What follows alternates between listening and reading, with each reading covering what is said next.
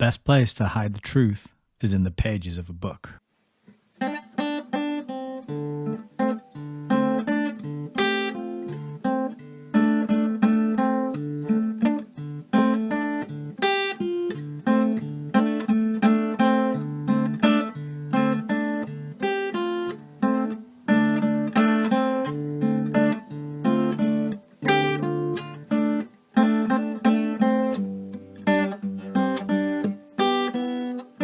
Maybe we should just read.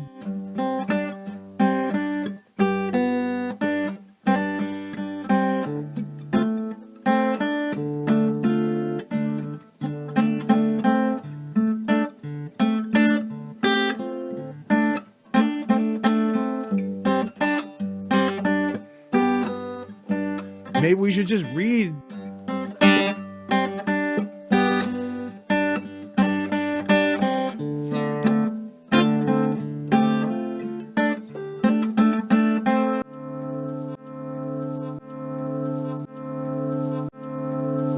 Welcome to Hayes Reviews.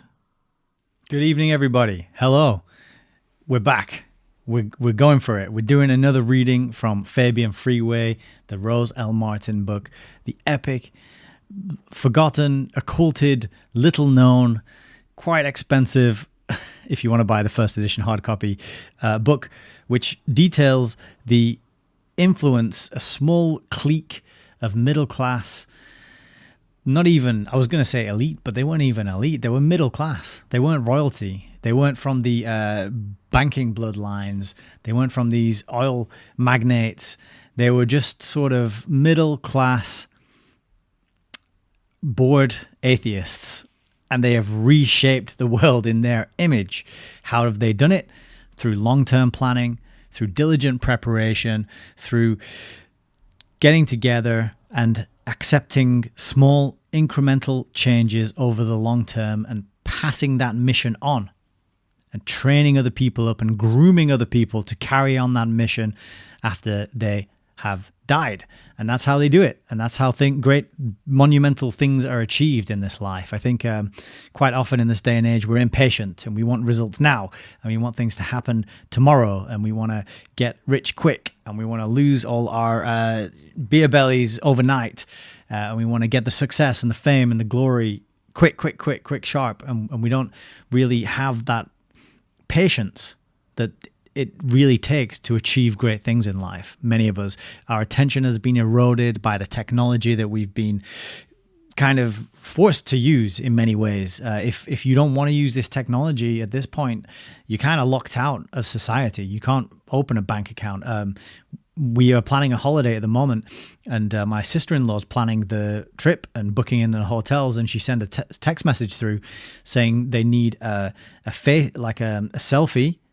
They need a picture for every guest who's staying over 18.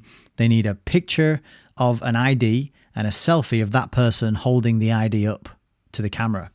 This is just, for security.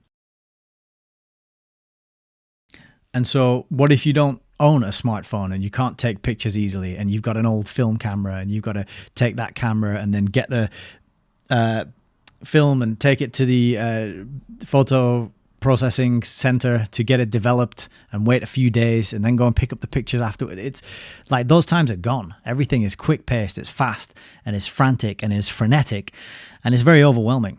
But these guys, the Fabian Society, they were planning much further and further afield than the sort of fast paced life that we're living in today. And I think that's what's given them the advantage. I think that's what's given them the leg up while they're forcing us into distracting pastimes and incendiary topics and online disagreements and discussions that make people that capture your attention and distract you constantly. So there's always something new popping up. Whatever realm of online content you're in, whether it's mainstream or alternative, there's always a new interview being leaked. There's always a new declassified document. There's always a new documentary being uploaded. It's never ending. And even if you dedicated the rest of your life doing nothing but consuming that content, you would not be able to get through even 1% of it.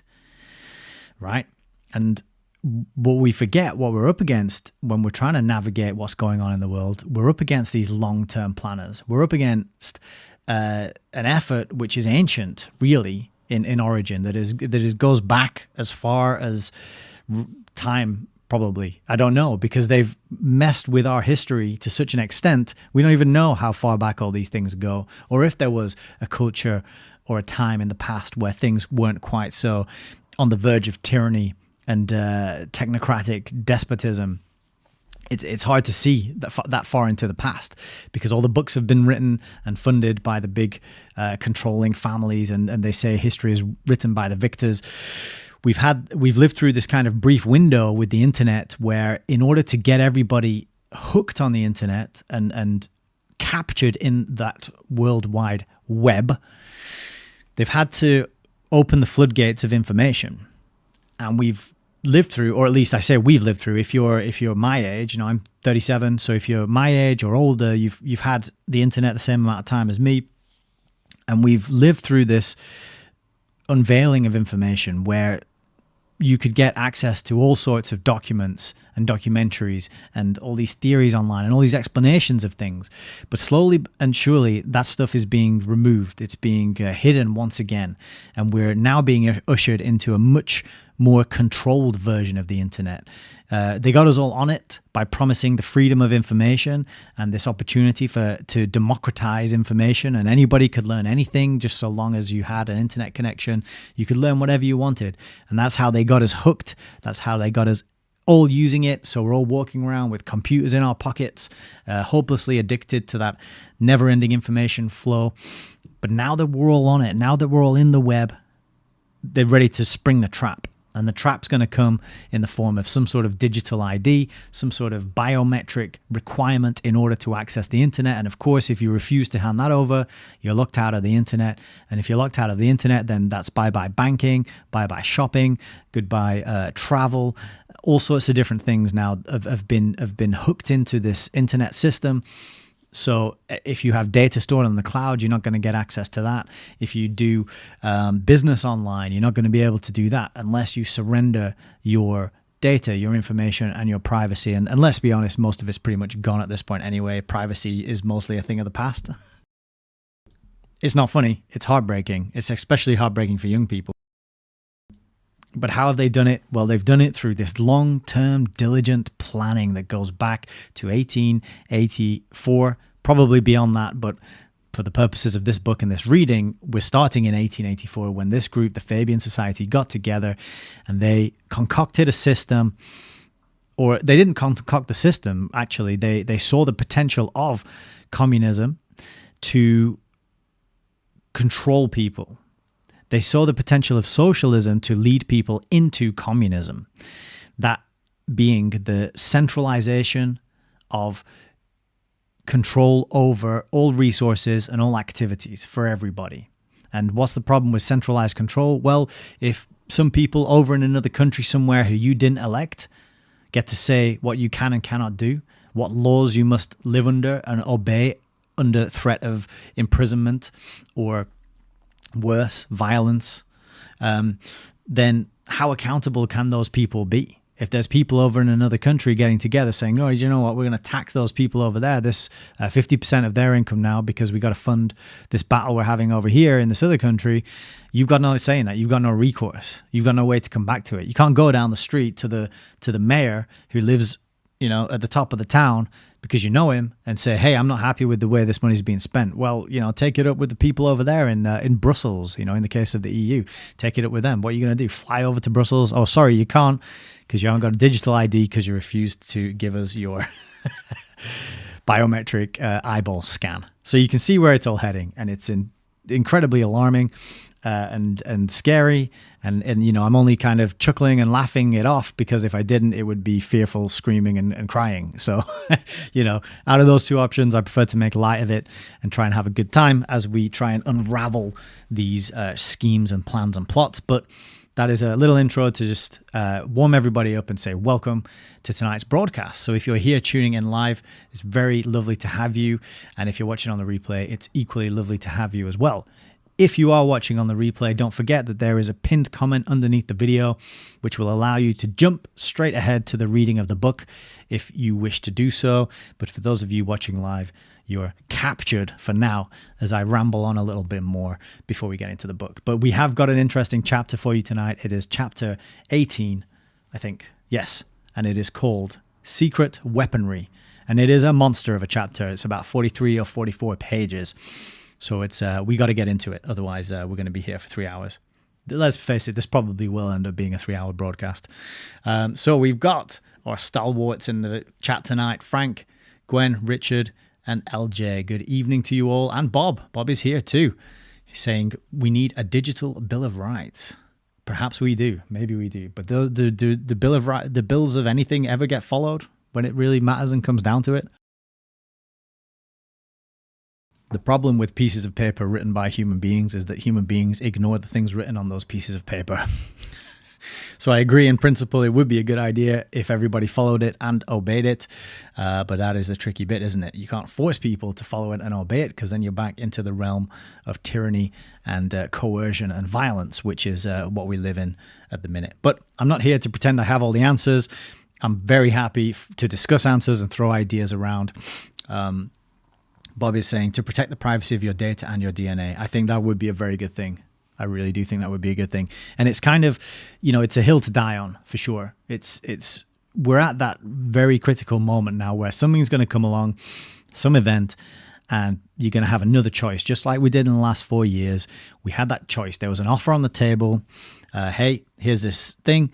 And we're telling you that you've got to stay at home and wear your face nappies and take your experimental mRNA injections. And some people said yes, some people said no. Most people now, I think, look back on it with some sense of what the hell was that?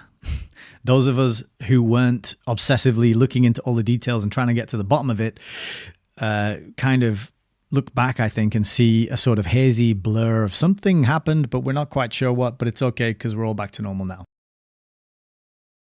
And I think that is a very precarious kind of normal that we're in. To assume that we're back to normal and something like that wouldn't happen again is very dangerous. So I think, from my point of view, there's always going to be new things happening. There's always going to be new emergencies. There's always going to be new crises trying to drag our attention away from our lives, our personal development, our loved ones, our community, our families, the people around us, nature, God, all the things that are actually important in life.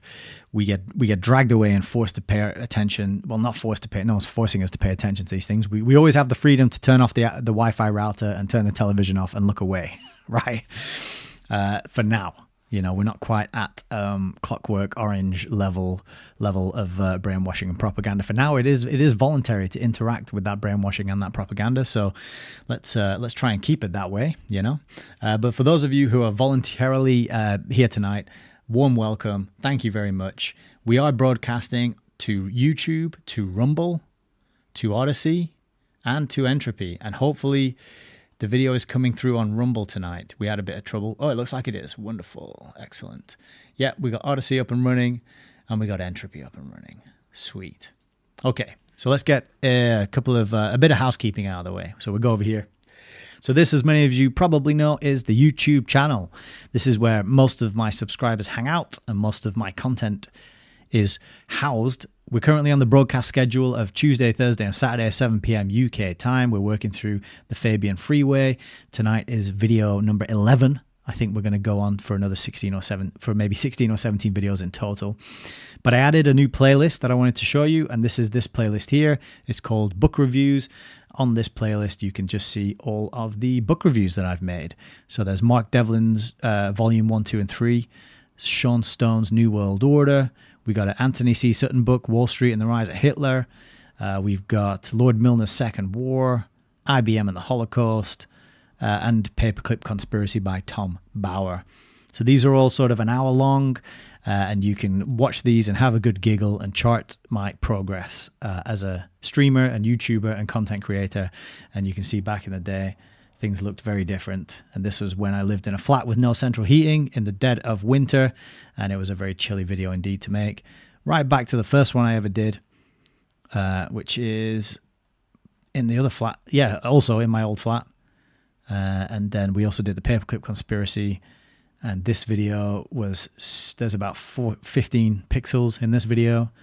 And the lighting, it got dark as well as I was making the video. And I didn't have a lamp or any lighting. So you can have a laugh. But the information is good. And these are all very interesting books. So something for you to have a look at on the playlist tab. If you are interested in more book reviews, have a look at that. Of course, we also have all the other books that we've read. They're there as well for you to peruse. And we've got the Hayes Reviews Live series, which is my sort of news story analysis grouped around different themes where I talk about a variety of topics. They were a lot of fun to do. I want to get back into doing those, but it's just finding the prep time. It takes a lot of time to dig up all the articles and read them and highlight them and everything. But one day. So that's the YouTube channel. We've also got the All My Links web page that is underneath the video. So here you can find ways to donate. You can find all the different social media places where I hang out. There's crypto addresses if you want to send me a few crypto, I don't know what you call them, Satoshis. And I don't know what you call the equivalent of Satoshis for Ethereum and Dogecoin, but that's an option. Sign up to my other social places to get in touch or stay in touch just in case one or more of these ever gets nuked. Okay, Twitter or X or Twixter, as I've been likening it. I am on here now.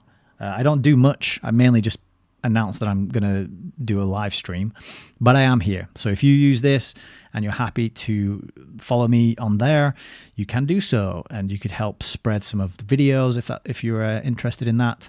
That would be much appreciated. But there is some Hayes Reviews Twixter action going on. And the other thing that I have that I don't talk about very much or show very much on the stream is Instagram. And I've got 258 followers on here. And I do like Instagram as a platform because I like putting up pictures. And here I might make posts about new books that I get as they arrive in the post. And I'll show some pictures. As for example, I got this one through, which was the Renee Wormser book about foundations, their power and influence. 1958, and an editorial copy at that. Very excited to read through that one. I also put shorter edited clips onto Instagram as well. So you can watch these little clips. And this is where I edit out all my umming and ahhing. And you get a concentrated dose of edited Hayes Reviews that usually has a little message or a snippet of information. Other things I post, collections of books. So this is all my Rockefeller books. If you're want to be inspired about other books that you could grab hold of or add to your collection. And then today, I've got to talk about I did 3 posts today, in fact, but I'll just talk about these 2. So I'm a little bit tired today because last night was a very late night. And it was late because I was driving because a friend of mine got in touch to invite me to come and rummage through her father's library. Now, her father died recently, so rest in peace. Sounded like he was an interesting man. He definitely raised a wonderful daughter, and I'm sure that was very tough for the family. So love and well wishes and warmth going out to them. And I was invited through my work, and she was aware of my work, and she said, hey, my dad had a bunch of books. You want to come down and rifle through and see if there's anything of interest? So I did so, and then I came away with this bag full of goodies. And how exciting is that picture? If that picture doesn't excite you and make your hair stand up and think, oh, what's in there? Then this might not be the right channel for you. But and this was probably half. I could have taken another bag full, but I've got so many books already. I had to be really selective and careful in what I got. And here's a little insight. So that's what I was doing last night. Lots of new interesting additions to the Hayes Reviews library. We've got a Emanuel Velikovsky book, Worlds in Collision, which I'm very interested in reading because I know he deals a lot with like the history of catastrophes and how they've impacted the past.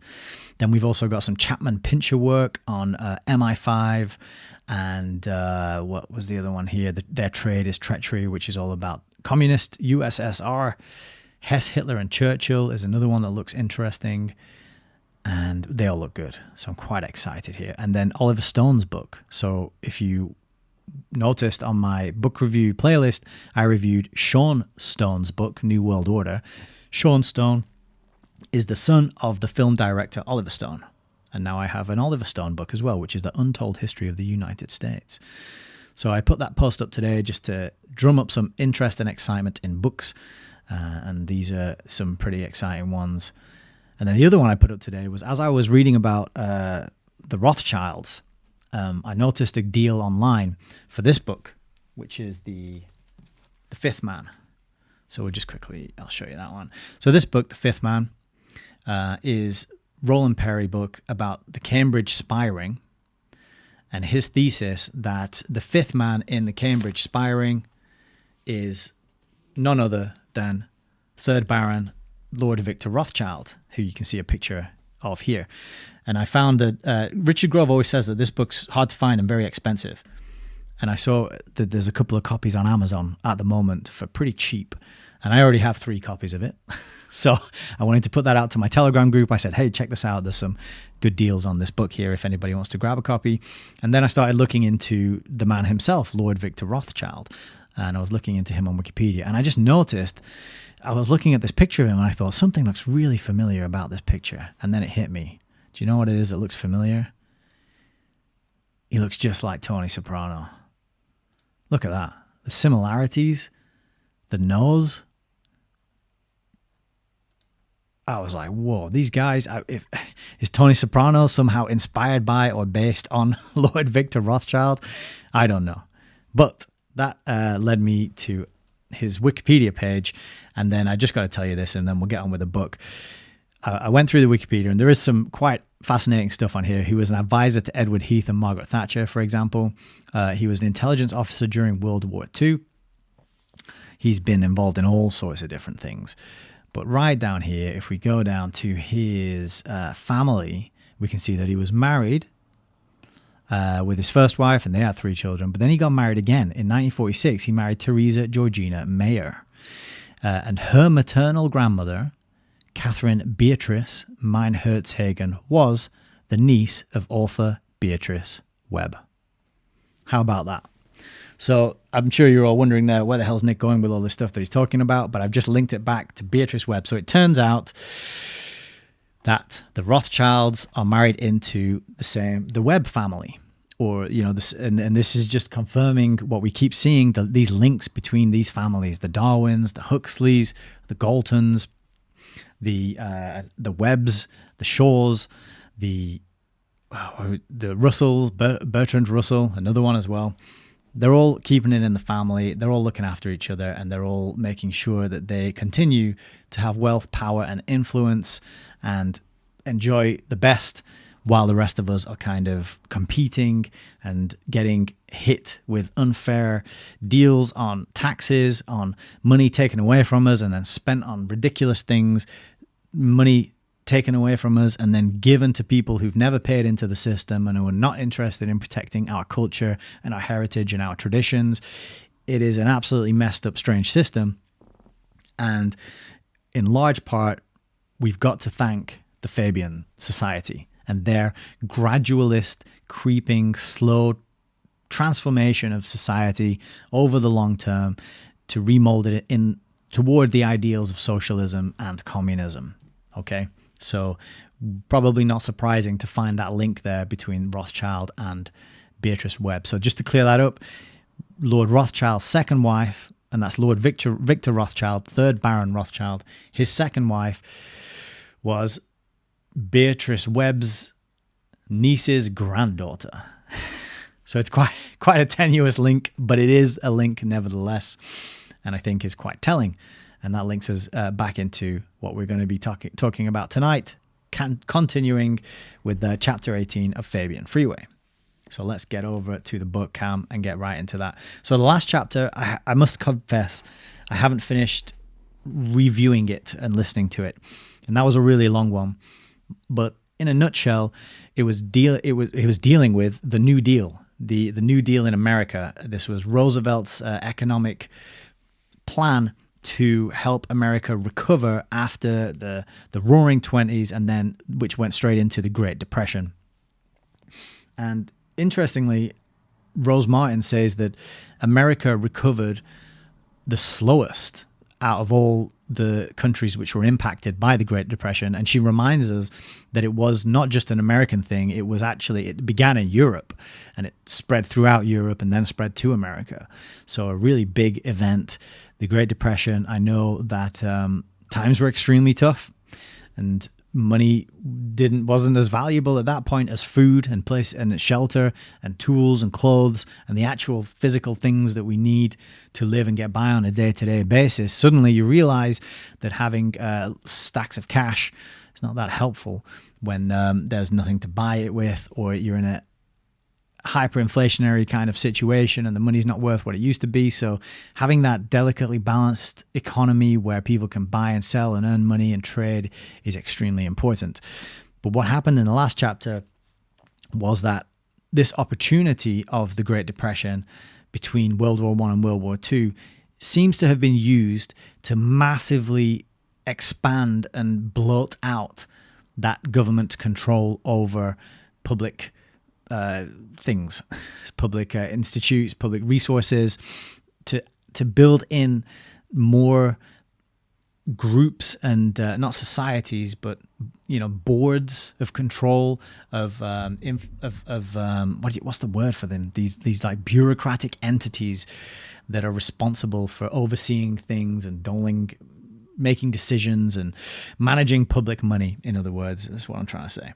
And so it seems like that whole last chapter dealt with Roosevelt's New Deal, the people involved in rolling it out, and how that opportunity was taken to massively advance the Fabian socialist agenda of more governmental control over the lives of everyday people, and to justify more taxation, which they will spend and fritter away, and then they'll run out of money, and then they'll have to increase the taxes again. And it's a way to get people dependent upon the system, dependent upon government. So that the government class, the class of managers, the leisure class, the predatory class, the cowardly parasite class, as I like to call them, they justify their own existence because they maneuver the situation, manipulate the situation so that more and more people are dependent upon them and their systems, right? And I think that last chapter gave us a good insight into that, how that process was accelerated and how many bricks in that wall of the prison were laid. I don't know if that metaphor really works. I don't think it does, actually, now that I'm thinking about it, but I think you get what I'm trying to say. So the last few chapters have been very dense, and I think are well worth revisiting and re-listening to. Do what I do. You can re-listen on 1.5 time. And don't forget, you can always go to the pinned comment underneath the video to find the exact timestamp where we start the reading. But tonight we're carrying on, and we got chapter 18. And this is Secret Weaponry. 1. There was another secret weapon valued more highly than the atom bomb by Anglo-American Fabians of the New Deal era, namely the university professor, who, as the British Fabian socialist philosopher John Atkinson Hobson had suggested, was to be the future secret weapon of national strategy. A familiar of Justice Louis de Brandes and of the latter's protégé, Felix Frankfurter, Hobson merely pointed up a trend that had been gaining momentum in America since the turn of the century. With the Roosevelt administration, the liberal-to-left professor moved into his prescribed orbit as the planner and guide of national policies based on Fabian research, which officials and politicians would trigger. A trio of university professors played a major part in shaping the seemingly impromptu social, fiscal, legal, and diplomatic strategy of the Roosevelt administration and other democratic administrations to follow. 2 were British nationals, closely identified with the Fabian Society of London. The third was an American citizen of European origin who had helped to found organizations in this country known to be affiliates of the Fabian Socialist League for Industrial Democracy, and who had been rebuked by former President Theodore Roosevelt for his radical bias as displayed in a government report. All three were equally at home in the lecture halls of England and the United States, and although they held forth in many localities, all left a particular imprint on Harvard University. They were brilliant conversationalists, tireless letter writers, and mental gymnasts of the first order, with a talent for gaining the ear of important persons and a calculated appeal to youth that has caused their influence to outlast their times. Their names were Felix Frankfurter, Harold J. Laski, and John Maynard Keynes.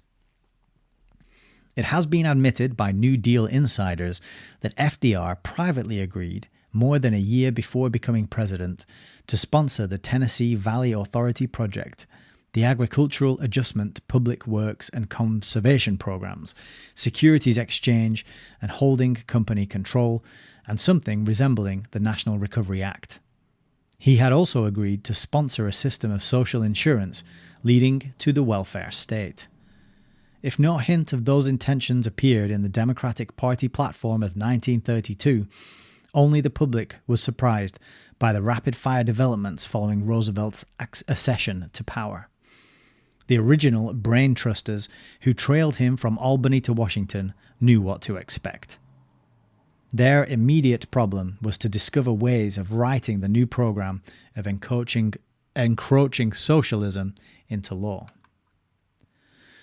For that purpose, it seemed natural to turn to Felix Frankfurter, Burns Professor of Law at Harvard University, whose specialty was administrative law. Preeminent among FDR brain trusters, he was a tiny figure of a man with a large head and keen, dark eyes behind gleaming spectacles. Endowed with exceptional brain power and adroitness, he had championed many socialist-approved causes at the intellectual level without ever descending into the pit of Socialist Party politics. Born in Vienna, Felix was brought to New York City by his parents at the age of 12, speaking only German and Hungarian. By the time he was 19, he had mastered the English language and graduated third in his class from the City College of New York. In 1906, he took his law degree at Harvard University, tutoring less talented students to help pay expenses. That was the year when the Intercollegiate Socialist Society founded a club at Harvard with Walter Lippmann as president. According to Lippmann's biographer, in 1909, Frankfurter often joined the club members for happy, discursive weekends at the Chestnut Hill home of Dr. Ralph Albertson, a leading Christian socialist of the day. Characteristically, Felix Frankfurter was never named as having been a member of the club in anniversary speeches and publications of the LID.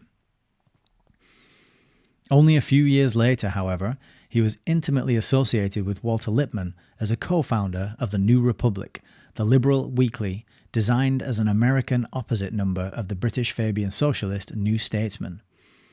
In that capacity, Frankfurter made the acquaintance of the chief stockholder of the New Republic, Dorothy Whitney Straight, who married Leonard K. Elmhurst and moved to England in 1925. As Mrs. Elmhurst, she helped to endow a Fabian socialist-sponsored front organisation in England called Political and Economic Planning, or PEP, which was organised as a charitable trust in 1931 and helped to devise plans for the New Deal in advance of FDR's election. Between 1916 and 1922, Frankfurter filed briefs in several important cases involving hours of labour and minimum wages. He gave legal advice in the famous Scopes trial defended by the socialist attorney Clarence Darrow, in the 1926 case of the Paterson, New Jersey silk mill strikers, and in the still more controversial Sacco and Vanzetti appeals of 1927. Frankfurter used, advocated, and taught the technique initiated by Justice Louis D. Brandeis before the latter's ascension to the Supreme Court.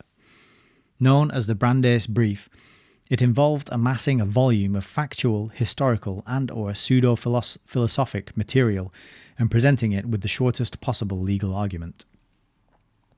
Prudently, Frankfurter disclaimed any strict adherence to Brandeis' sociological approach to the law, leaving that reputation to his colleague and bosom friend, Dean Roscoe Pound of Harvard Law School.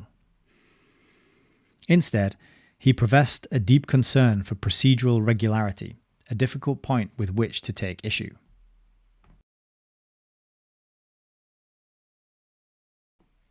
By invoking the Olympian names of Brandeis and Holmes as often as possible, and discoursing in the loftiest philosophic vein, he almost succeeded in diverting attention from his own radical associations and purposes. Yet, as late as 1930, Frankfurter wrote that through the use of due process, the justices could read their own economic and social views into the neutral language of the Constitution. As a Supreme Court justice, he was to lean heavily on the same due process clause precisely because of its flexibility, proclaiming it the most majestic concept in our whole constitutional system. Although he lacked practical experience in drafting legislation, for years Frankfurter had advised his students to familiarize themselves with the legislative process. With their assistance, he duly became the legal progenitor of the New Deal. At FDR's request, Frankfurter supplied his own hand-picked former students for every key legal post in the new administration so that he controlled, in effect, both the writing and interpretation of the new legislative measures. It almost seemed as if he had been preparing for such a contingency ever since his appointment to the Harvard Law faculty in 1914, and when the moment came, he was ready. Believing that the past is prologue and that changes in juristic concepts must be initiated through the law schools, Frankfurter had always selected his pupils with care. His classes, according to the Harvard University Catalogue, were, quote, open only to students of high standing with the consent of the instructor. The most promising were invited on Sunday evenings to the Frankfurter Cottage on Brattle Street for extracurricular discussions on law and life. For the chosen few, Frankfurter's supervision went far beyond the classroom and into their future careers. I was sure for a second there I was going to say far beyond the classroom and into their bedrooms, but no. Each two honor graduates of Harvard Law School had been assigned, largely on Frankfurter's recommendation, as secretaries to the liberal Supreme Court justices Louis D. Brandeis and Oliver Wendell Holmes. In 1933, at least 8 of those erstwhile prodigies quickly became prominent in the New Deal administration. Brandeis' former secretaries included Dean Acheson, who served briefly as Roosevelt's Undersecretary of the Treasury and at Frankfurter's urging was later installed in the State Department, James Landis, Federal Trade Commissioner and co-author with Benjamin V. Cohen, Thomas G. Corcoran, and Frankfurter himself of the Securities and Exchange Act, William Sutherland, counsel to the Tennessee Valley Authority, and Paul Freund, a lawyer in the Reconstruction Finance Corporation, who returned to teach at Harvard. Holmes's former secretaries accounted for Thomas G. Corcoran of the RFC, Lloyd Landau and Donald Hiss of the Public Works Administration, and Alger Hiss of the Agricultural Adjustment Administration, who went on to the State Department, the Carnegie Foundation, and ultimate disgrace. All were Frankfurter's boys, quote unquote. When the Tennessee Valley Authority was set up and needed an executive who was also a clever lawyer, Frankfurter produced David Lilienthal, whom he had previously placed with Wisconsin's Utilities Control Commission in training for just such a job. To agriculture, Frankfurter sent the aggressively liberal Jerome L. Frank. To Interior, he sent Nathan R. Margold, and to Labor, he sent Charles E. Wyzynski Jr., more recently a trustee of the Ford Foundation and a member of the Council on Foreign Relations. In those days, it was said, apparently with good reason, that no New Deal department nor agency would hire a lawyer unless he was on Frankfurter's whitelist. The professor's influence, however, was not limited to supervising legislation and selecting legal personnel. He was consulted on every major administrative move and presidential statement. For some 6 or 8 months after Roosevelt took office, Frankfurter commuted each week to Washington from Cambridge, Massachusetts. The White House door was regularly open to him, and no official doors were closed. Within the first 100 days, most of the basic New Deal legislation had been written and passed, a task that would clearly have been impossible in so short a time, if not partially mapped out in advance. With America's first socialist-inspired government program staffed and operating, Frankfurter left to spend a year as visiting professor at Oxford University in 1933 to 1934, an invitation conveniently arranged by Fabian admirers in England. His parting words to exuberant New Dealers reflected the mood of the Fabian tortoise. "Go slowly," he warned, "go slowly." In particular, Frankfurter advised delaying as long as possible a court test of the National Recovery Act, whose constitutionality he doubted. This was strange advice from a man whose own highest ambition was to sit on the Supreme Court, and on any grounds of principle, the advice seems hard to justify. By a telltale coincidence, Frankfurter's words were echoed before the year was out by a minor British financier, Israel M. Seif, long regarded as one of the Fabian Society's more able permeators. On May 3, 1934, Congressman Louis T. McFadden of Pennsylvania told the U.S. House of Representatives that a certain Israel Moses Seif of London, England, had recently declared in a public speech, quote, "Let us go slowly for a while until we can see how our plan works out in America." I want to see the footnote for that is on the Congressional Record at the House of Representatives, page 8042. So an admission, in other words, that there was a plan for America. Seif belonged to the British organisation Political and Economic Planning, or PEP, and the plan to which he referred was the New Deal. Okay. Why on earth, the congressman wondered, should a British national living in London refer to the New Deal as our plan? Unintentionally, Seif had revealed a relationship between Fabian socialist planners in England and in the United States. Political and Economic Planning, PEP, of which Seif was a founder, sponsored social, industrial and political studies, apparently with a view to influencing official action as well as opinion-forming groups. Some of its findings were eventually published and some were not.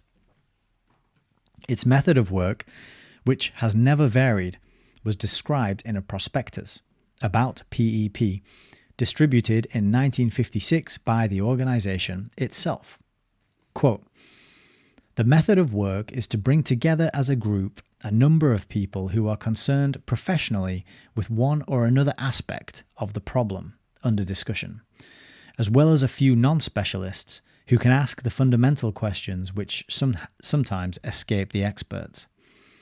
This technique enables PEP to bring to bear on a problem the combined experience of men and women working in different spheres, including business, politics, the government, and local authority services and the universities. The groups are assisted by a paid research staff who act as their secretaries and drafters. The names of those who form the groups are not disclosed, and the results of their work are published on the authority of the organization as a whole." So this sounds a bit like Chatham House, the Royal Institute for International Affairs. It sounds a bit like The Economist, the magazine, the publication, which speaks in a... It doesn't name the specific individual authors in The Economist. It just has its own voice. So it sounds like that, a sort of a faceless voice or decision-making progress, which ultimately removes accountability. There's nobody whose feet you can lay the problem at and say, hey, it's your fault, fix this, or you're to blame for this. If they make these kind of decisions and carry out this kind of research and then just publish it basically anonymously, then it distances it makes recourse very difficult for people who these policies and recommendations affect, if that makes sense. So it's kind of like during the Big C event of the last 4 years, they come on TV in the evening and they have a bar chart, they have a graph and they say, right, you've all got to stay at home, don't go anywhere, shut your businesses down, don't go to work, your income is not essential, your job is not essential, you having an ability to pay your own bills is not essential, and you have to do that because science. And there was no one person to really lay that decision on. And there was no one person who was accountable and could be held accountable for that, because it was like the science, it was the researchers, it was the white coats with the clipboards, you know. So that's what all this is kind of reminding me of anyway. The rule was adopted deliberately from the first and has proved of great value. It enables people to serve who would not otherwise be able to do so. It ensures that members can contribute freely to discussion without being bound by the official views of anybody with which they may be identified. For the convenience of working members, a club was also formed in 1931 with rooms in the building at Queen Anne's Gate. The PEP Trust and the PEP Club are separate institutions, although there is naturally a large common membership. As regards the subject for study, the Council of Management tries to pick those which seem likely to have reached the forefront of public discussion at about the time when the work has been completed and the findings published. The aim throughout has been to maintain a balanced program of social, industrial, and general economic studies, chiefly in order that the work of particular groups may be guided by an understanding of national needs and resources as a whole. Income is derived in roughly equal proportions from donations, given mainly by firms in industry and commerce. Subscriptions to the broadsheets, grants from educational foundations. Many of the donations are made under covenant, thus enabling PEP to claim refund of income tax paid by the donors. So it's a tax-free philanthropic foundation by the sounds of things. Good evening, Christine. And Frank, yeah, you say it's a revelation that the Brit Fabians influenced the New Deal. Absolutely. And that it was admitted. Oh, we got a Huxley coming up. I just scanned ahead and so we got Huxley. Okay. The rule of secrecy, governing the activities of PEP from the start, not only concealed its sources of inspiration, but allowed American planners to participate without attracting any special notice.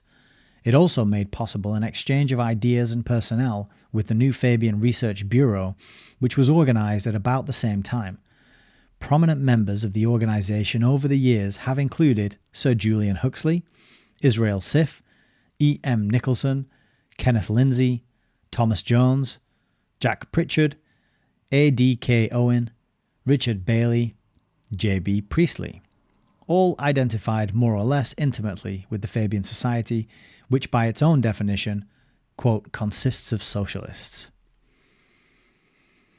One of PEP's first and most faithful donors was the American-born Dorothy Elmhurst, whose British spouse was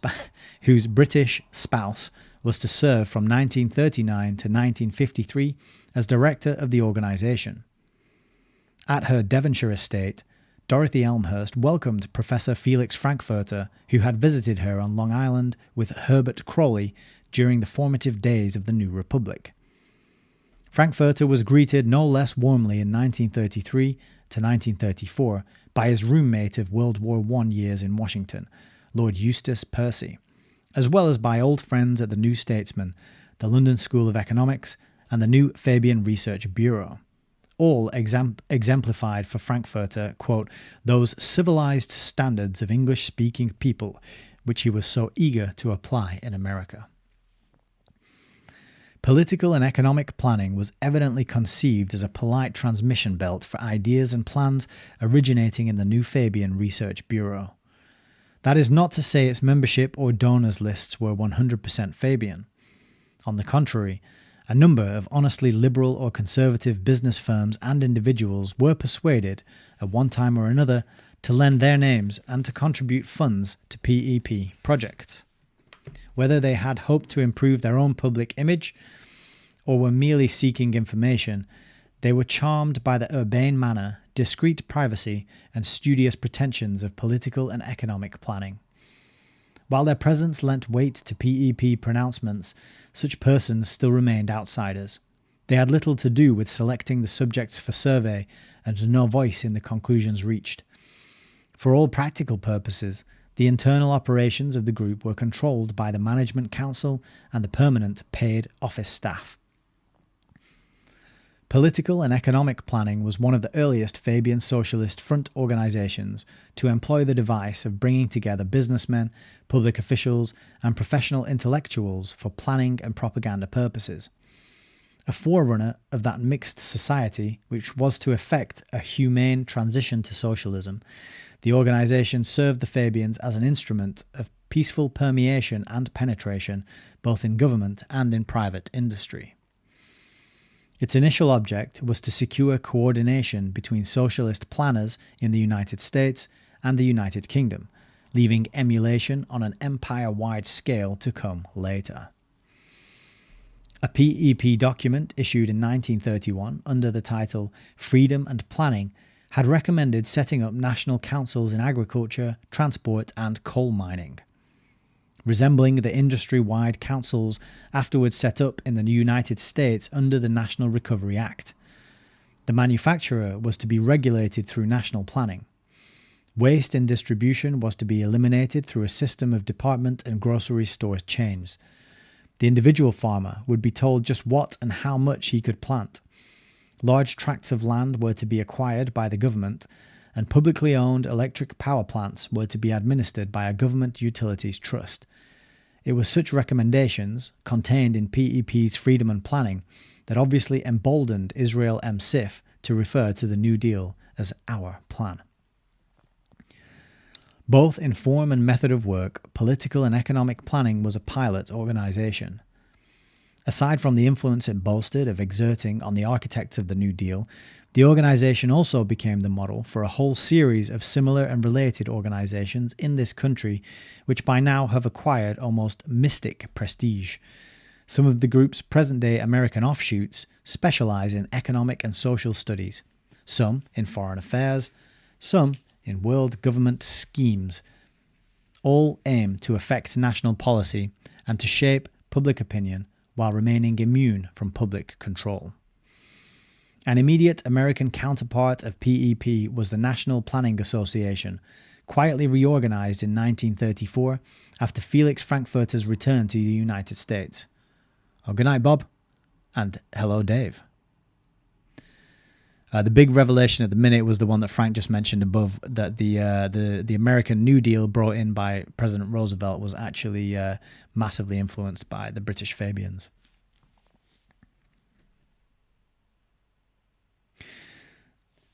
Oh, I was here, wasn't I think. The National Recovery Act was duly declared unconstitutional in 1935 by unanimous decision of the Supreme Court. The Bituminous Coal Agricultural Adjustment and Natural Labour Relations Acts suffered a similar fate by majority vote.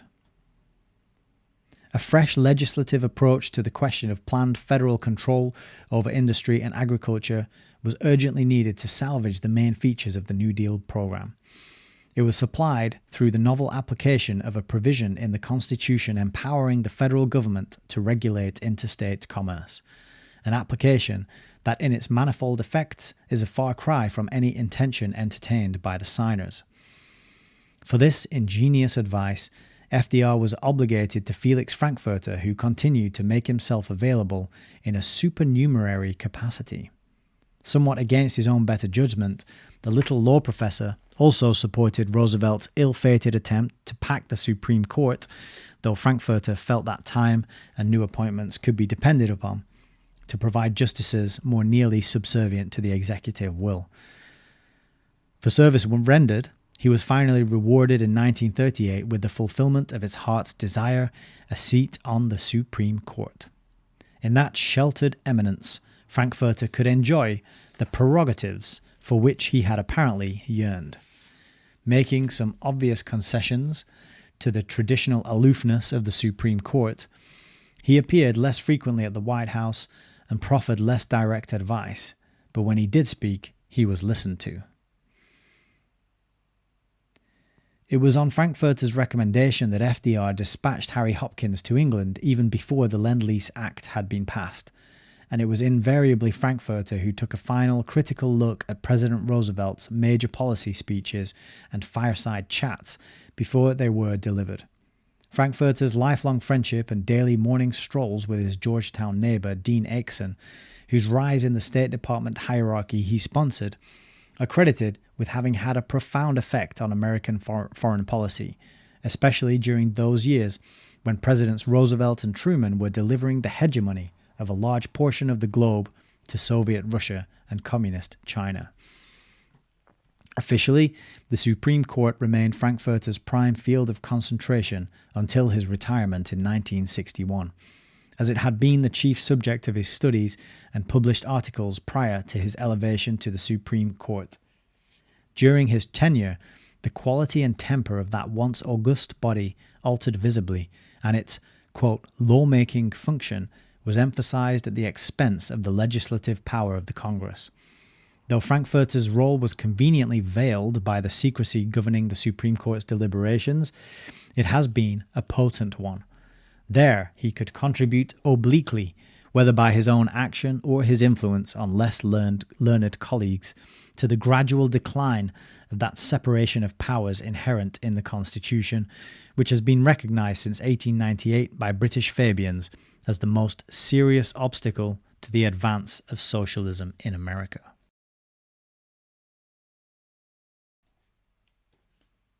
Yeah, so this character Frankfurter, I think, is somebody we also need to look into. So we've got Harry Hopkins and Felix Frankfurter. And the other thing that I was looking up recently, which was just mentioned here, was the Lend-Lease Act. Through this, massive amounts of publicly stolen money were given out to internationally. So this is kind of, I don't know if it was the beginnings of international aid, but it was certainly the expansion of international aid for sure. So that Lend-Lease Act, looking at the countries that they sent money to, it included Russia, it included China, who are our enemies now, supposedly. But it's amazing when you see, like in the Rockefeller book, the amount of money that the Rockefellers invested in China. And then you see this Lend-Lease Act getting pushed through by the British Fabian socialists. Of course, their end goal is a one-world communist system that we all live under, that they manage and oversee and rule. You see through their efforts the sending out of money overseas to China and to Russia. And yet now we're kind of being told that they're the bad guys and they're stealing our technology and they want to kill us all, right? So kind of, it's a narrative with a lot of contradictions and inconsistencies. LJ says, J.B. Priestley, I heard that name somewhere. I went to see a play written by J.B. Priestley starring Captain Picard from Star Trek Next Generation. Patrick Stewart, he was in that. It didn't leave much of an impression on me because I can't remember what the hell it was about now. But that's my only link to J.B. Priestley. Hermit Tramp is here. UK Trucker listening in. Hello, good evening, sir. Frank Lennon says, Dean Acheson. Okay, thank you for that pronunciation correction. So I was saying Acheson or something. But it's Atchison. Okay, appreciate that. Thanks, Frank. Ashley Styles says, "Yep, Thompson machine gun for £7,000. Cheers, America." Oh, Frank Lennon back again. Atchison. Okay, Atchison. Yeah, that makes sense. Yeah, looking at it now, I can see why it would be Atchison and not Acheson. But it does look like ache. So, I think ache is probably an appropriate word to describe the kind of feeling that we get knowing what these crazy socialists are up to and have done. Good evening, CESP. All right, let's carry on with part 2. Among the self-proclaimed liberals and progressives clustered around FDR, most of whom dissembled their socialist purpose for reasons of practical politics, Harold J. Laski was a bird of gaudier plumage. He was the popular image of the Red Professor who could never resist airing his views in or out of season. Laski made no secret of his Marxist beliefs and openly advocated social revolution, whether by consent or by violence. Anyone who adopted him as a pet, solicited his articles, promoted him as a teacher of American youth, or listened seriously to his ideas on national or international policy, at least had no illusions as to where Laski stood. Possibly the only fact about him not fully advertised was his connection after 1940 with the Fabian International Bureau. Precocious child of a middle-class merchant in Manchester, England, Harold Laski joined the Fabian Society at Oxford and to the end of his life remained one of its most vocal members. Declared unfit for military service in World War I. There's a bit of a pattern going on here, isn't there? All these guys, because the other guy as well, the guy with the funny eye, Harry Hopkins, he dodged the draft as well. Harry Hopkins, because I was reading on his Wikipedia page earlier today. I didn't highlight it, so I didn't want to open up the stream tonight with this as an intro, because I haven't finished reading it all. But it said that he dodged it here because he had funny enough, because he has a funny eye. I'm positive I read that here. Let's have a look. Let's search for eye. Yeah, here we go. He was rejected for the draft because of a bad eye. So if you remember, that's Harry Hopkins. He was rejected for the draft because of a bad eye. If you also remember, John Maynard Keynes, he dodged it as well, didn't he? Draft. Oh, something about overdraft facility. Okay. Conscription, isn't it? Then let's look up conscription. He applied for an exemption as a conscientious objector, which was granted. Okay. So John Maynard Keynes dodged it. Harry Hopkins dodged it. And now we find out that good old Harold Laski dodged it as well. Here he is, born in Manchester. And is a Zionist, as was John Maynard Keynes. Looks like Zionism here. And if this, can we find anything here about conscription? Can I spell it right? No, I can't see anything here about conscription. Army, war. He was awarded. Laski failed medical eligibility test and so missed fighting in World War I. Fancy that, eh? But I'm sure it's just a coincidence. I'm sure it's all just a coincidence, isn't it? Ooh, got a bit of convo in the chat. What's going on, Dave? People often talk about the Lend-Lease being used to fund the Russians, but much more went to Britain. Yeah, the US fought the Germans with British soldiers, just like they fight Russia with Ukrainians. Yeah, good. Thank you for that clarification, Dave. Britain couldn't afford the war. The majority of their munitions and money came from America. Yeah, thank you for that. I appreciate that context. Ashley says it was repaid in 2006, £1.075 billion. And just then Dave just looked up the numbers. Britain spent $7 billion on World War II. The Americans spent $31.4 billion on Britain. So Britain only spent 20% of their war expenses. That is wild. That is absolutely wild. Thanks for looking that up, guys. I appreciate it. Very useful additional context to what we're learning. But that little bit there about him dodging or failing the medical so he couldn't go to war, it also reminds me of the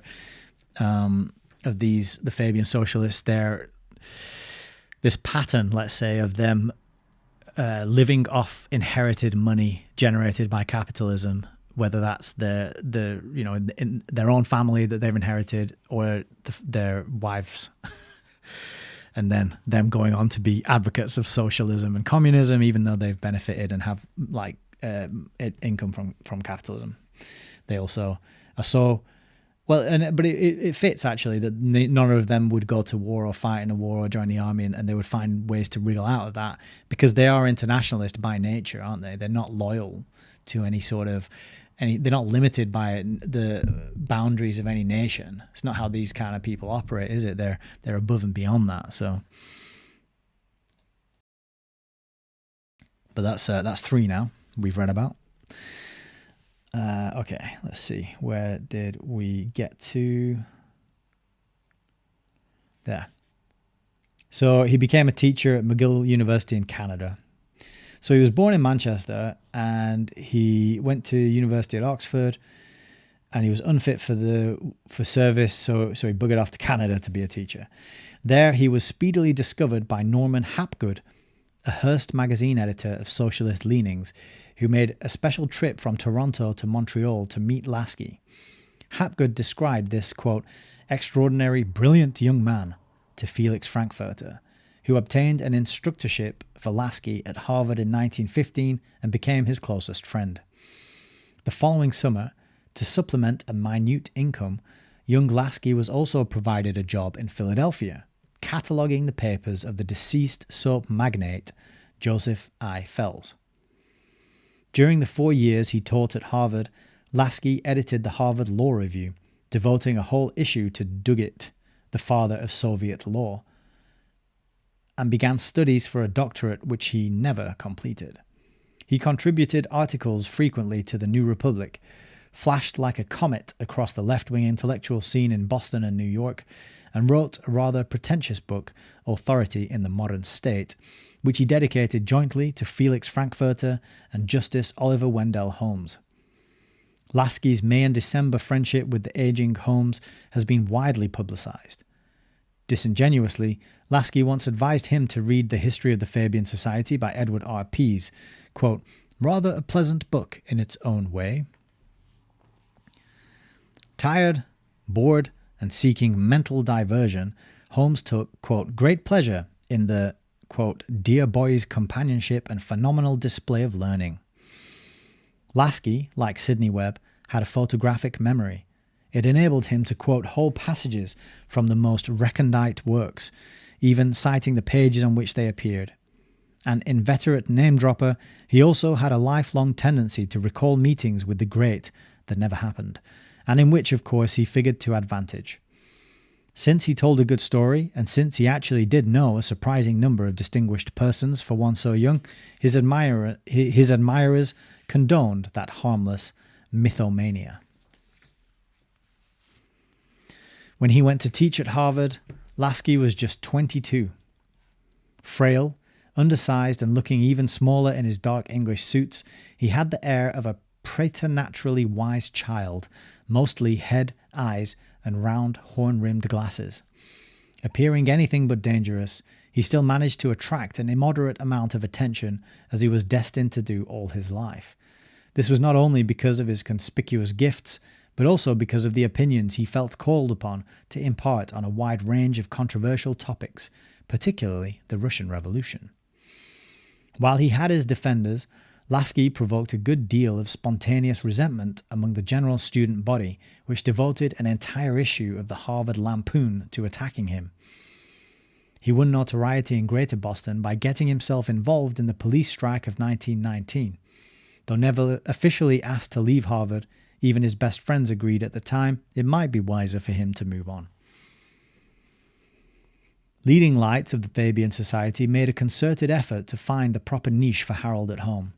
His sponsors included Graham Wallas, then lecturing in New York at the New School for Social Research, Sidney Webb, Supreme Pontiff of the Fabian Society, and Lord Haldane, a governor of the London School of Economics, who had just allied himself publicly with the Fabians and the British Labour Party. With their backing, Laski was offered a place at the London School and in a very few years inherited Graham Wallas's chair of political science. To qualify for the promotion, Laski wrote a massive tome, The Grammar of Politics, which started by taking gradualist socialism for granted and ended with a frankly Marxist position. Praised by Sidney Webb, it became a standard university textbook, replacing 19th century texts on political science just as it has since been replaced by more fashionable socialist works. Laski's highly personalized method of teaching, a technique similar to G.D.H. Cole's in England and Felix Frankfurter's in the United States, gained him fervent followers among the young people who flocked to study under him.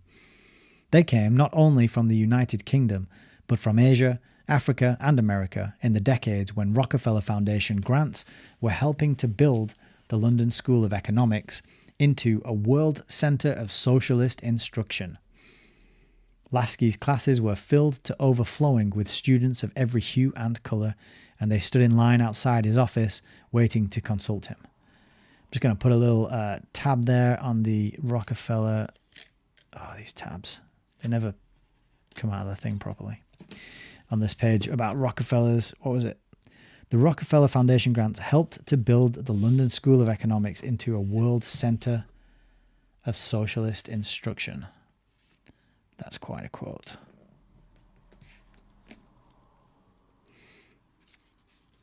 And that lines up actually with what we learned in the Fosdick Rockefeller book, right?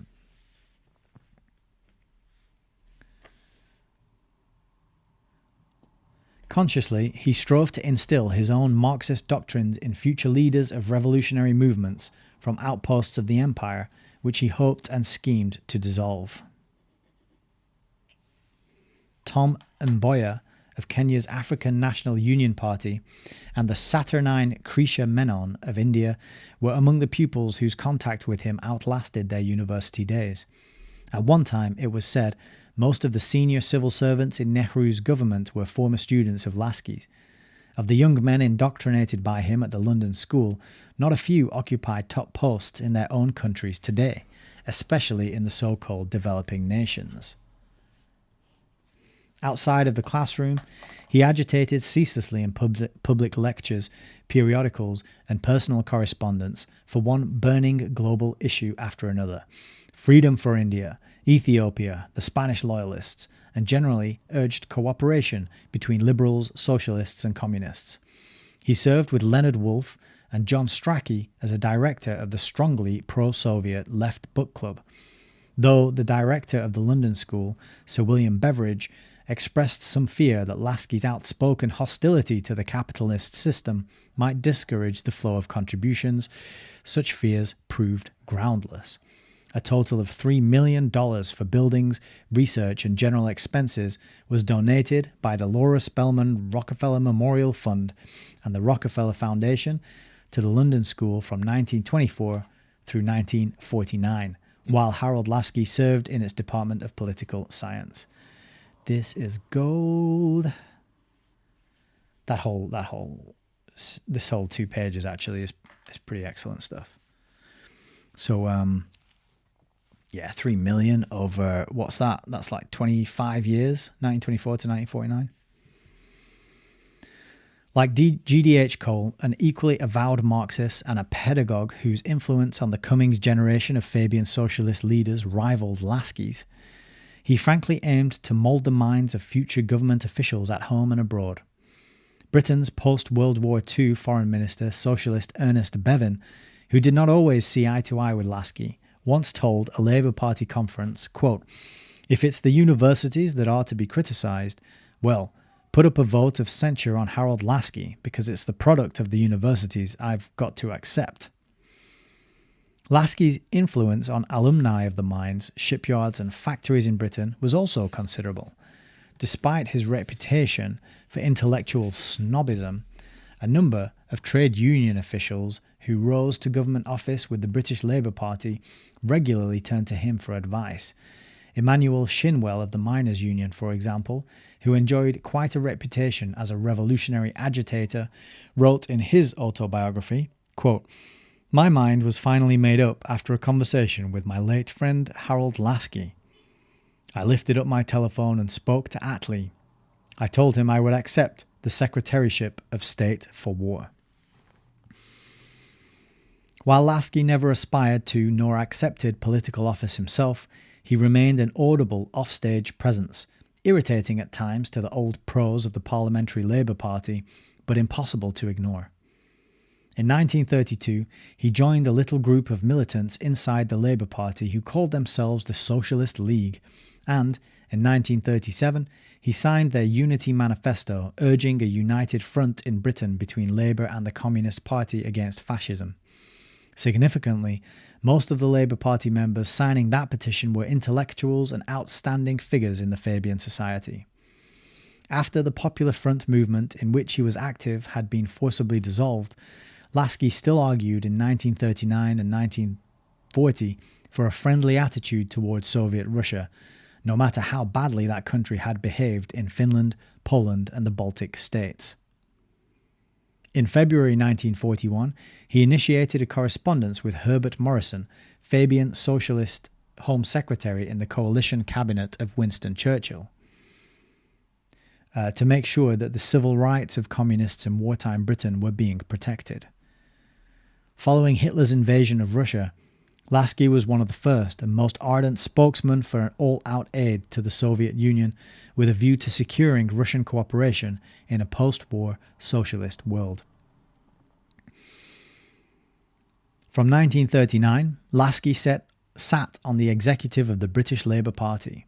Under the prevailing system of rotation, he automatically became its chairman in 1949, the year in which the party rose to power on the strength of its deceptive promise to abolish poverty.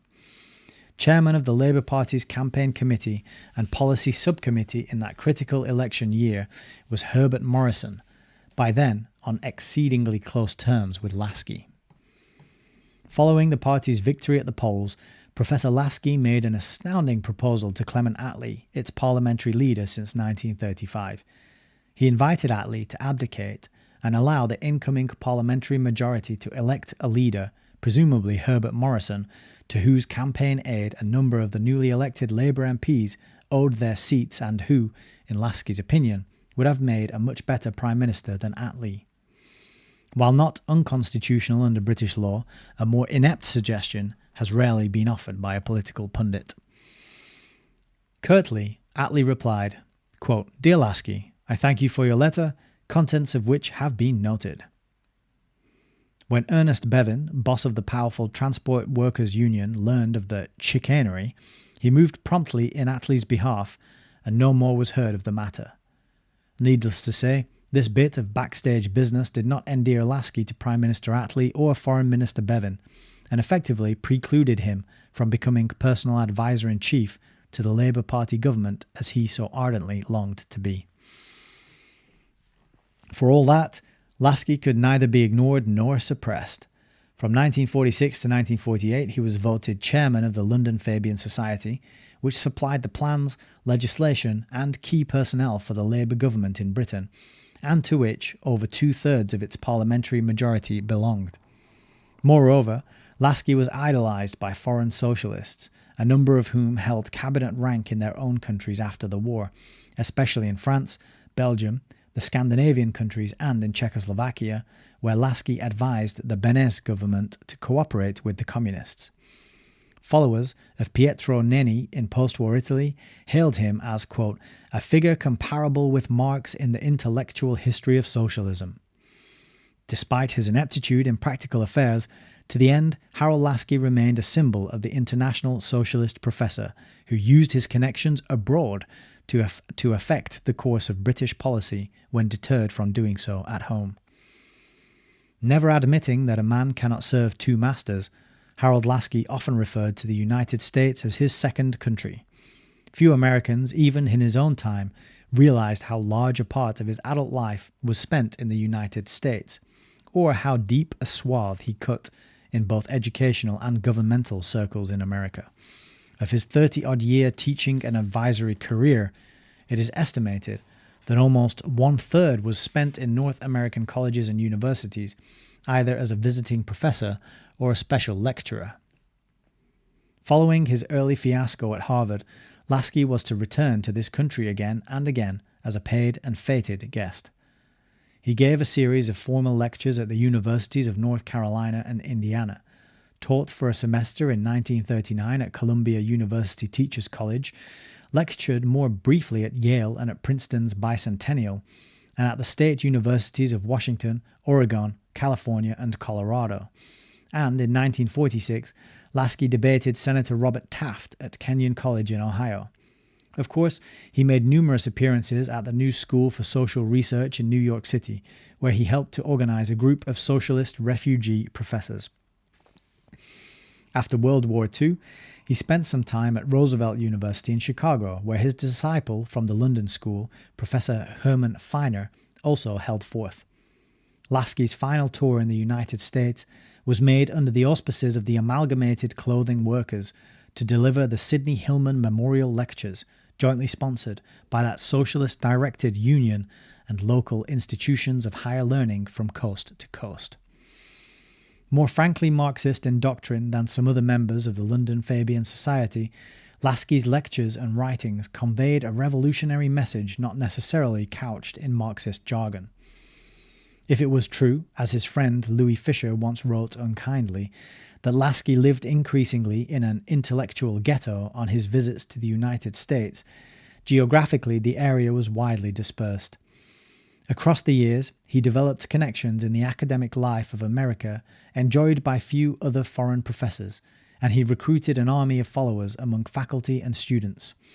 Though Laski seemed to cause only a passing furore at women's clubs and university pink teas, in the long run, he built up a serious network of socialist propagandists and Soviet sympathizers, many of whom are still active in education and politics today. Today being 1966, don't forget. In failing heir to Graham Wallas's chair at the London School, Harold Laski also inherited Wallas's function as the London Fabian Society's foremost missionary to America's colleges and universities. In 1929, Laski contributed a significant article to The Socialism of Our Times, the symposium edited by Harry W. Laidler and Norman Thomas, and issued by the League for Industrial Democracy. Some of the points contained in that article had previously appeared over his signature in Harper's Magazine for June 1928, and subsequently reappeared more concretely in the programs of the New Deal. Specifically, Laski urged socialists to take the initiative in sponsoring an eventual federal program of social insurance, leading as always to the welfare state. He supported municipal ownership of public services such as gas and electricity, street railways and savings banks, quote, to demonstrate the superiority of collectivism to the average voter. He advocated for the courts in America, reform such as his good friend Felix Frankfurter was then attempting on a statewide scale for Governor Franklin Roosevelt of New York. Above all, Laski advised socialists to agitate endlessly in favor of taxation for social, not merely administrative, uses. Pressure for higher taxation on unearned and larger incomes is vital, he wrote, with amounts so raised to be used as grants in aid to the states for social purposes. What Laski did not say was that the lion's share of any funds raised for such purposes would still have to come from the pockets of the working people, since taxes on the rich, however punitive, would never suffice to pay for the program. In conclusion, he stated, "I feel strongly the impossibility of American political institutions today from the angle of a movement towards socialist measures. The separation of powers is the protective rampart of American individualism. This is interesting in view of Laski's prolonged intimacy with Felix Frankfurter, who became a justice of the Supreme Court of the United States. Laski was a periodic house guest of Frankfurter in Cambridge and later in Washington, and for a quarter century carried on a voluminous correspondence with his dearest Felix that kept the latter constantly informed on the Fabian socialist outlook in London. Those letters, profusely quoted in Laski's biography by Kingsley Martin, editor of the New Statesman, also included comments and recommendations on American policy which Frankfurter was in an unrivaled position to transmit to President Franklin D. Roosevelt. Professor Laski's Politico-Social Fellowship with Felix Frankfurter and Evans Clark of the 20th Century Fund cannot be discounted as a merely personal association, for Laski, like G.D.H. Cole, Graham Wallas and the Webbs, was first, last and always a professional revolutionary of the gradualist school. Every private contact he cultivated and virtually every line he wrote in his microscopic handwriting, no matter how heavily coated with endearments, was as charged with political intention as a telegraph cable is charged with electricity. His intimacy in America with members of the original Roosevelt Brain Trust in Albany, plus his close connections in London with Israel Sif and the founders of PEP, gave him a matchless opportunity to synchronize the ideas of British and American Fabian socialists in formulating plans for the New Deal. Inevitably, he was aware that FDR could be pushed as the Democratic Party's candidate for the presidency, long before the American public had any knowledge of it. Laski was in the United States in 1928-29, following FDR's election as governor of New York, and again in 1931, returning to deliver a Kingsway Hall lecture in London on the American collapse. He was in America during the fateful first 100 days of 1933 and reported his observations briefly at a Fabian Society evening social. Soon after the National Recovery Act was declared unconstitutional by the Supreme Court, Professor Laski spoke at a Fabian Society Friends Hall lecture on the failure of the American experiment. He flayed the United States Constitution as a class document, calling it, quote, capitalism's strongest safeguard on earth today, and added that Roosevelt was America's sole bulwark against the fascist form of capitalism. What was needed both in America and England, he claimed, was a united front of all liberal and left-wing groups, including the communists, to, quote, save democracy.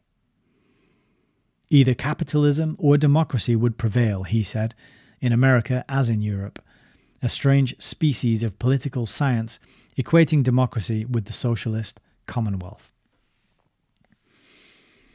Precisely when, where, or how Professor Laski first met Franklin D. Roosevelt is not recorded by their official biographers. Evidently, the two were introduced by a trusted mutual friend, generally believed to have been Felix Frankfurter, under casual and informal circumstances. Their original encounter could have taken place during any one of Laski's frequent trips to the United States in the late 1920s or early 1930s. Eleanor Roosevelt was not present, for she stated in 1956 that she had never met Laski, but believed he was honest, a characteristic non sequitur. Nevertheless, it is recorded that the honestly Marxist professor paid a number of calls on FDR at his office in the White House, was acquainted with the Roosevelt daughter, Anna, and was the recipient of warm and approving personal letters from the president himself.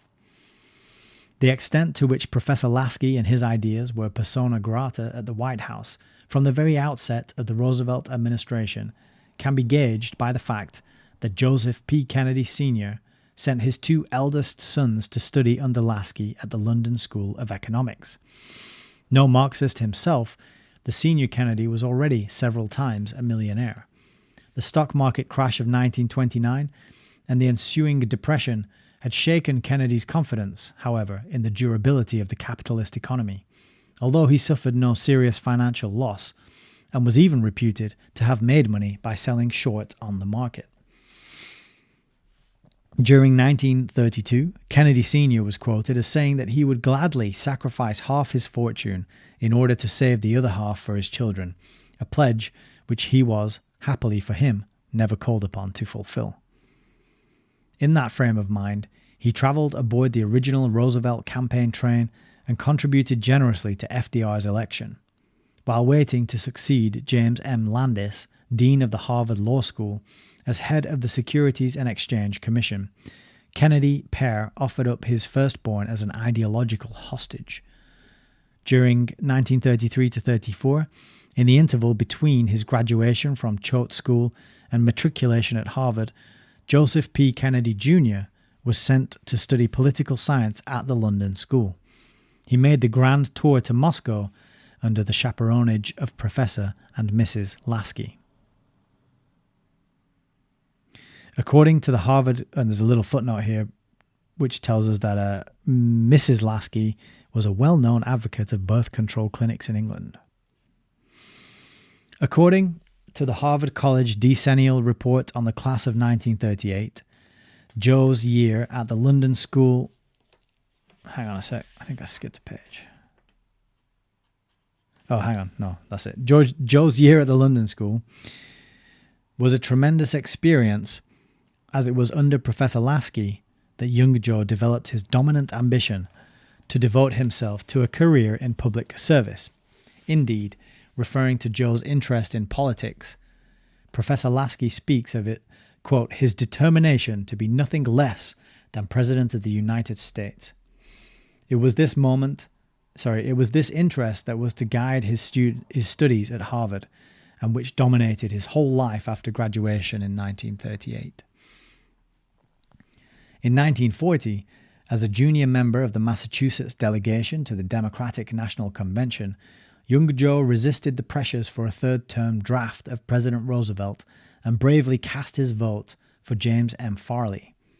Though he may not have realized it at the time, that vote ended Joe Kennedy Jr.'s hopes for a political career via the Democratic Party almost as effectively as his subsequent tragic demise in a World War II bomber over Germany. There was a second Kennedy son, however, who did almost everything that Joe did, being the understudy of his admired older brother. In 1934 to 35, he too went to learn about politics from Professor Laski in London. Imitatively, he was no less affected by the experience than Joe Jr. had been, even though he did not complete the full scholastic year owing to an attack of jaundice. When Joe Jr. was killed in action during World War II, it was Jack who stepped into his brother's shoes and achieved his brother's hoped-for political role. Thus, Professor H.J. Laski, British Fabian socialist and self-proclaimed Marxist, had the rare distinction of helping indirectly to select and to educate two Democrat presidents of the United States, Franklin D. Roosevelt and John F. Kennedy. Whew. Goodness me. That's another one that I think I'm going to have to put a little sticker on. Bear with me a moment while I do that. So Laski, I think, is another character we're going to have to look a little bit further into. I don't think I'd like to read his books, though. They sound really boring. So I don't think I'll be rushing out to grab those. I do have a Beatrice Webb book, however, that arrived earlier this week. Probably Laski's most prized contribution to the domestic policies of the New Deal was the idea of using federal tax monies as grants in aid to the states for social purposes. Eagerly adopted by New Deal strategists and never legally challenged to this day, Laski's suggestion proved remarkably useful to FDR in perpetuating both himself and the Democratic Party in office. As the apparent author of that handy device, Laski became a special favorite of President Roosevelt. In a letter of January the 10th, 1939, FDR wrote Professor Laski that he would be, quote, honored and happy to have you dedicate the little book to me. The book in question was a series of essays entitled The American Presidency. 3 weeks later, the American president again wrote to Laski, then in Seattle, thanking him for a reprint of one of the essays and saying, quote, come and see me as soon as you get east. The book was published in 1940, the year when Roosevelt ran for a third term in defiance of all previous presidential tradition. Complaints about Laski, no matter how valid, never reached the American people, entranced as they were by the beneficent father image of FDR that New Deal psychologists had created. So one of the things that these New Deal psychologists did that Rose Martin pointed out was that they referred to this money that was being collected via taxation and then handed out to people as relief. And she said what a fantastic bit of psychological programming this was to use the word relief to describe this stolen money. On January the 14th, 1941, Congressman Tinkham of Massachusetts read into the House record a warning by Amos Pinchot, disillusioned former socialist and brother of Pennsylvania's liberal former governor. Somewhat belatedly, Pinchot pointed out that Laski and other English radicals were working on President Roosevelt with the object of introducing socialism into the United States. He stated boldly, quote, "Many young socialists declare that what is generally called the Roosevelt program is in reality the Laski program, imposed on New Deal thinkers and finally on the president by the London professor of economics and his friends." Still, the great voting public in America remained unaware of Laski's existence. He was caviar for the intellectual elite. After Roosevelt's death, Congressman Woodruff of Michigan published an extension of remarks in the House Record of February 6, 1946, denouncing Laski and to a lesser extent Lord Keynes. The congressman declared that Professor Laski had for some time, quote, "had a backdoor key to the White House." And he added, quote, "A surprising number of us, Professor, have begun to think it is time to change the lock." Just got to change that little sticker there because it's wonky and it's bugging me. I try and get these things looking good. Yeah, that's a bit better. Such rare observations, while correctly assessing the general influence of British Fabian socialists on the New Deal and its successor, the Fair Deal, were weakened by a lack of corroborative detail. They failed to note that a number of the ideas advanced before 1940 by Professor Laski and his friends originated in the New Fabian Research Bureau, and after 1940 mirrored programs of the Fabian International Bureau and the Socialist International. Moreover, patriots of an earlier day were hampered by not having access to the Laski Frankfurter and Laski Roosevelt letters, which have since been quoted in part by the professor's friendly biographer Kingsley Martin, although never revealed in their entirety. Even Robert Sherwood's heavily documented volume Roosevelt and Hopkins, which appeared in 1948, omitted any mention of Harry Hopkins' talks with Laski during Lend-Lease trips to England.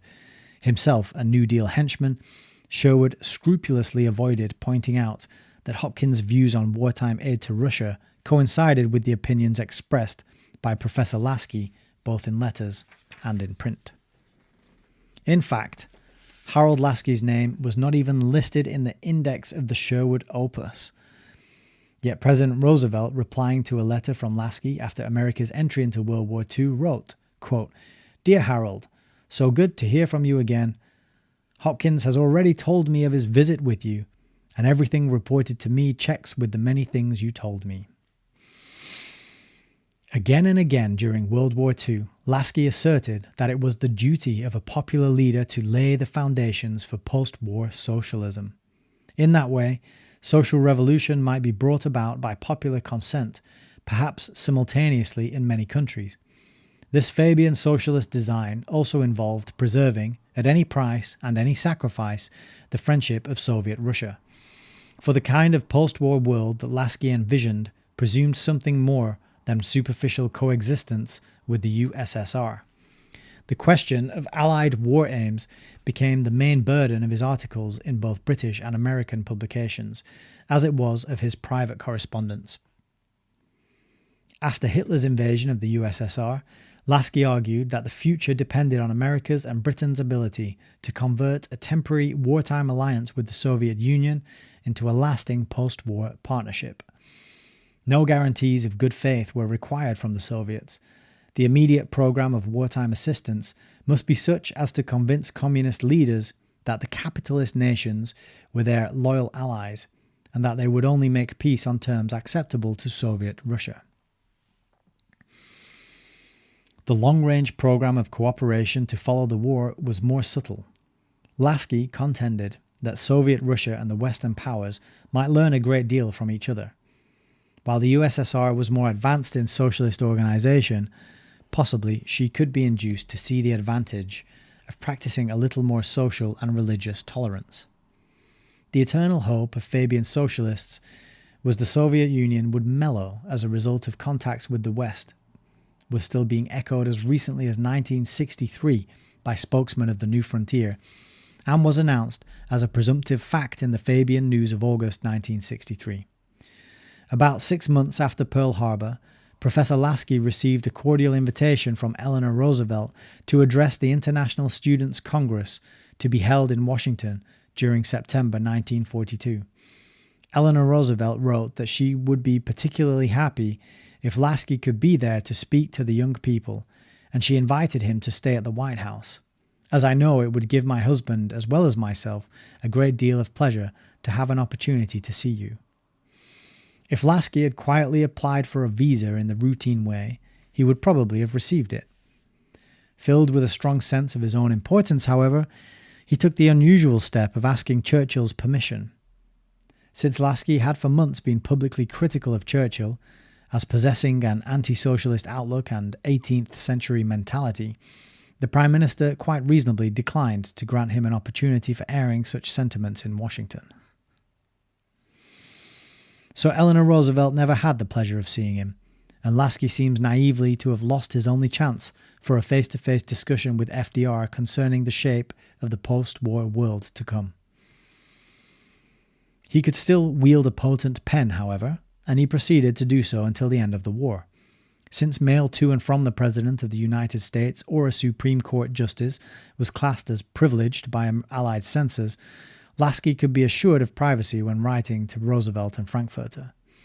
If he preferred, he could always send letters or articles to the Washington Post and the New York Nation via the U.S. Embassy pouch. Soon after Christmas in 1942, he wrote to FDR, quote, "Above all, I hope you will teach our Prime Minister that it is the hopes of the future and not the achievements of the past from which he must draw his inspiration." Though Roosevelt and Frankfurter both reproved Laski for his increasingly sharp attacks on Churchill, privately they enjoyed his comments, especially FDR, who, according to eyewitnesses, found personal amusement in forcing Winston to play second fiddle to himself and Stalin at Big Three conferences. Essentially, Laski's wartime mission with reference to the United States resembled Ray Stannard Baker's at the end of World War I. In private letters, destined to be read by the President or retailed to him, Laski discoursed on the state of the nation and the state of mind of the common man in England. Hints on post-war aims and some sort of world organization to follow the war were interwoven with human anecdotes and the political gossip that Roosevelt loved. Just as Baker had done, Laski reported that America's president was the only hope of the working masses in Britain, and everywhere else for a better life after the war. By nourishing Roosevelt's messianic delusion, which was no less pronounced in its way than Woodrow Wilson's had been, Laski encouraged the president to take a stand on post-war matters that coincided with the views of the Fabian International Bureau. Often it involved preferring the interests of Soviet Russia over those of the British Empire or the United States itself. As early as December 1941, Laski had written to Felix Frankfurter, "At present, the masses of Britain have, I think, three clear convictions. 1. Churchill is a grand war leader. 2. The USSR shows it has roots in popular opinion more profound than any other system. 3. The only man who can define purposes which prevent collapse and chaos after the war is the President. Whether he will have his chance in time, whether he can find a successor to continue his policies, these are things we endlessly discuss in common, not, I fear, too hopefully." This was no simple outpouring of private hopes and fears. Coming from a member of the Fabian executive and addressed to FDR's foremost privy councillor, it had the quality of a succinct and far-reaching policy directive. It sheds new light on the peculiar urgency of Harry Hopkins, Frankfurter's nominee for Lend-Lease powers, to give the USSR more than enough of everything to carry her through the fighting phases of the war, and helps to explain Hopkins' insistence on regarding Soviet Russia rather than Britain as a decisive factor to be considered. Moreover, it provides a clue to the otherwise inexplicable Big Three conferences where the United States was committed to satisfying the Soviet Union's territorial and geographic post-war aims. Historically, secret covenants between nations have sometimes preceded a war, but never before has a superior power rushed to award the fruits of victory to the greediest and most impoverished of military partners while a war was still in progress. Fear that President Roosevelt, a willing Fabian socialist captive, might fail to succeed himself in 1944, or might not physically survive World War II, supplied a motive for the premature concessions granted to Soviet Russia at Tehran and Yalta. The Tehran Conference of 1943, which preceded the cross-channel invasion of Europe desired by Stalin and opposed by Churchill, in effect assured the USSR of a free hand in Eastern Europe, plus confirming her hold on Poland and the Baltic countries. Roosevelt's obviously failing health in 1945 hastened the Yalta Conference that delivered Manchuria to Soviet forces and enabled them to furnish the Chinese communist armies with enough captured Japanese military material to ensure communist control over the mainland of China. Thus, a president of the United States, acting in his Supreme Court, affirmed capacity. Thus, a president of the United States, acting in his Supreme Court affirmed capacity of absolute military commander-in-chief, circumvented the post-war treaty-making powers of Congress by presenting it with a series of accomplished facts. Even the format of the post-war United Nations was agreed upon at Tehran. Didn't know that. Interesting. So I think this Tehran conference sounds like an extremely important occasion. The Fabian socialist allies of Bolshevism had learned a lesson from Woodrow Wilson's experience after World War I and were determined not to risk a repetition. On the strength of these events, it has since been alleged with reason that in modern times the most effective foreign agents of the Soviet Union operate as Fabian socialists. Before leaving Washington for Yalta, Franklin D. Roosevelt on January 16, 1945, dictated and signed what must have been his last personal letter to Harold Laski. From the broken, almost illegible handwriting that appears in the signature, one seeing it could deduce from the author that the author was a very sick man. Besides mentioning the forthcoming meeting with Marshal Stalin and Prime Minister Churchill, and FDR's own hope of visiting England and seeing Laski in the summer to come, the letter contained this meaningful assurance, quote, "Our goal is, as you say, identical for the long-range objectives." Just going to take a pause before we go into part 3 there. Have a sip and review the comments.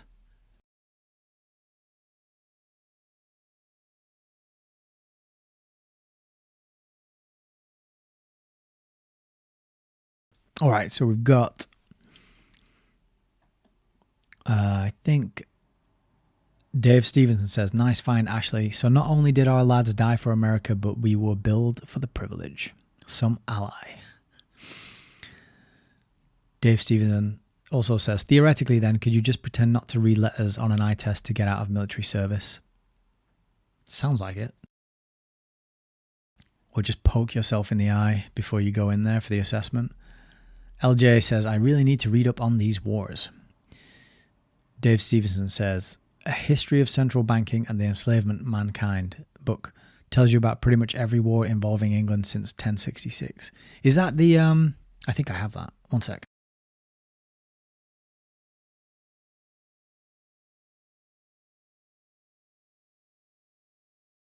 Is that this one? Stephen Mitford Goodson? I'm guessing it is this one, right? This one was banned off Amazon. And he was Stephen Mitford Goodson, the author. He was like a banker in South Africa or something.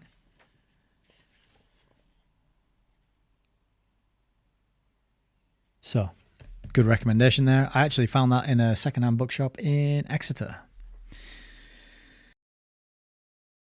And it was a bookshop as well where there was no price on any of the books.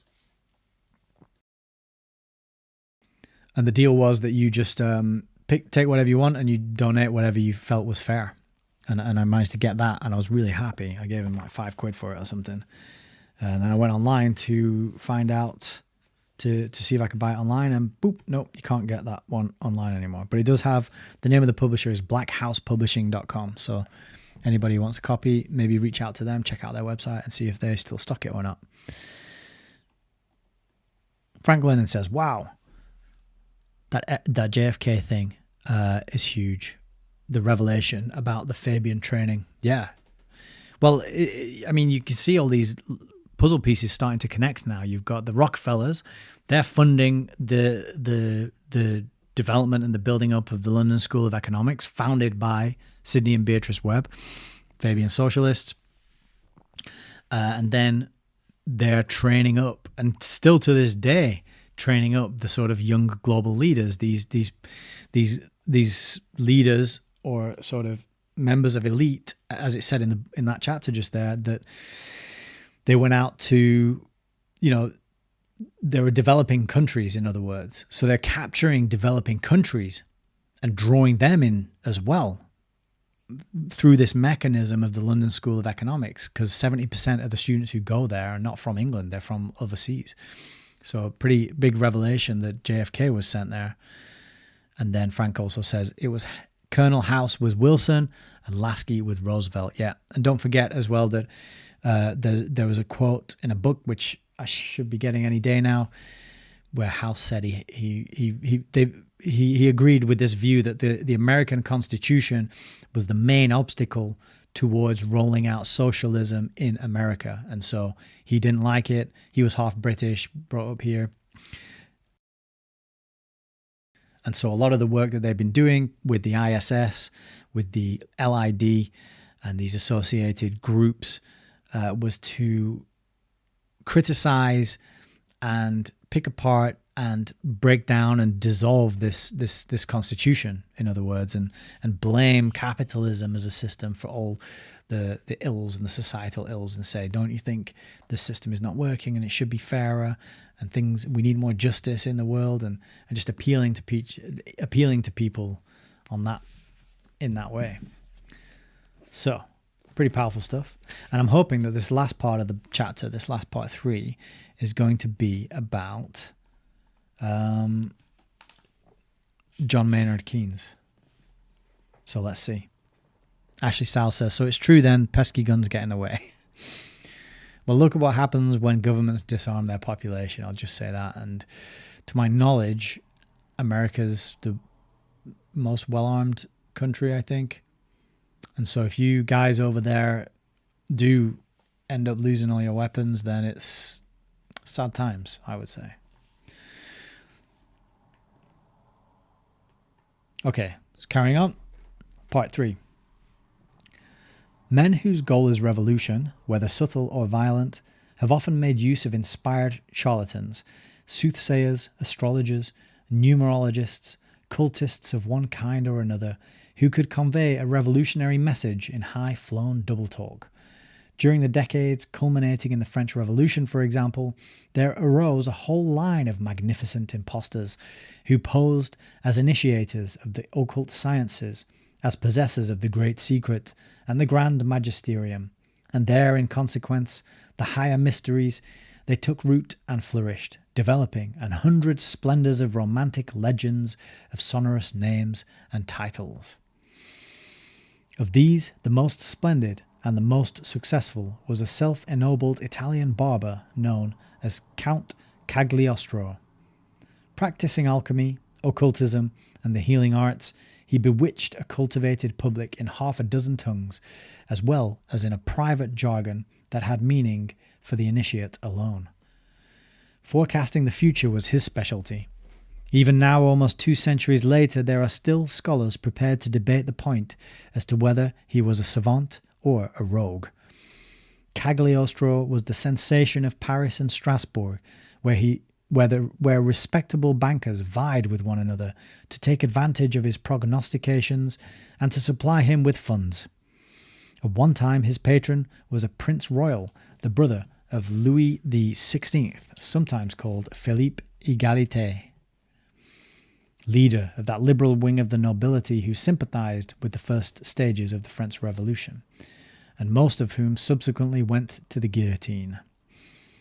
Cagliostro's elaborate intrigues played a well-known part in hastening the fall of the established order in France. Who would have suspected him in his heyday of harboring such a purpose? I think I can see where this is going, can you? Spiritual heir and latter-day facsimile of that darling of the 18th century Enlightenment was a Cambridge University don named John Maynard Keynes.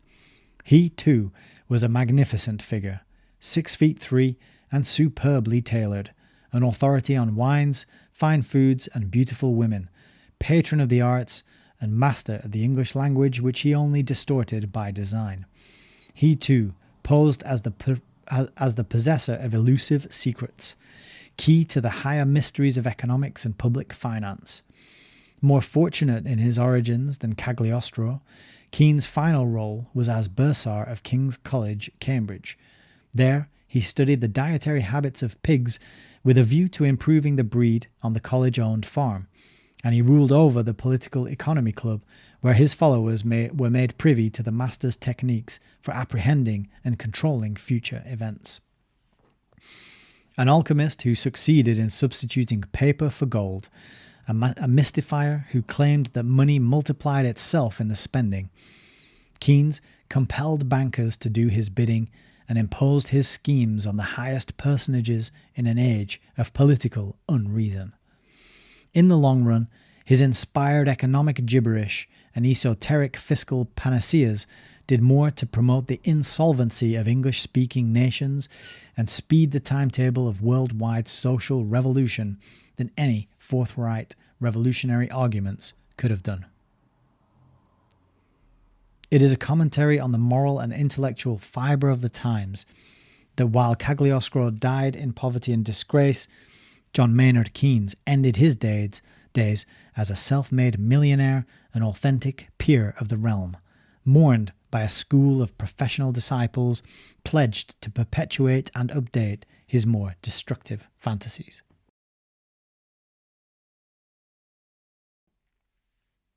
The same question can be asked about Keynes that is asked about Cagliostro. Was he charlatan, adventurer, trickster, or the friend of humanity he claimed to be? Was Lord Keynes a highly polished secret weapon of the Fabian socialist conspiracy to weaken the capitalist system progressively by consent of its beneficiaries, at the same time retaining its productive machinery intact for the benefit of the heirs? Or was he the good physician dedicated to prolonging life? The plain answer has long been obscured by the circumstance that Keynes' reputation, like the currencies he strove to manage, was systematically inflated through the efforts of a fervent Fabian socialist claque on both sides of the Atlantic, while his ideas were usually represented as being too profound for the ordinary man and woman to grasp. The story of his life, told by followers and friends in some details, approaches the fabulous. Dr. Seymour Harris, professor of economics at Harvard's Littauer School of Business Administration, who became senior consultant to the United States Treasury Department in 1961, gravely reaffirms that Keynes was fascinated by the theory of compound interest before he was 5 years old. While such gargantuan precocity can be doubted, it is true that Keynes was born to an assured future in left-wing economics.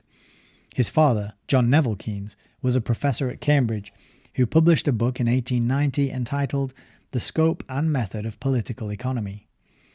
For its strictures against the free enterprise system, therein called laissez-faire, the book was approved by early leaders of the London Fabian Society.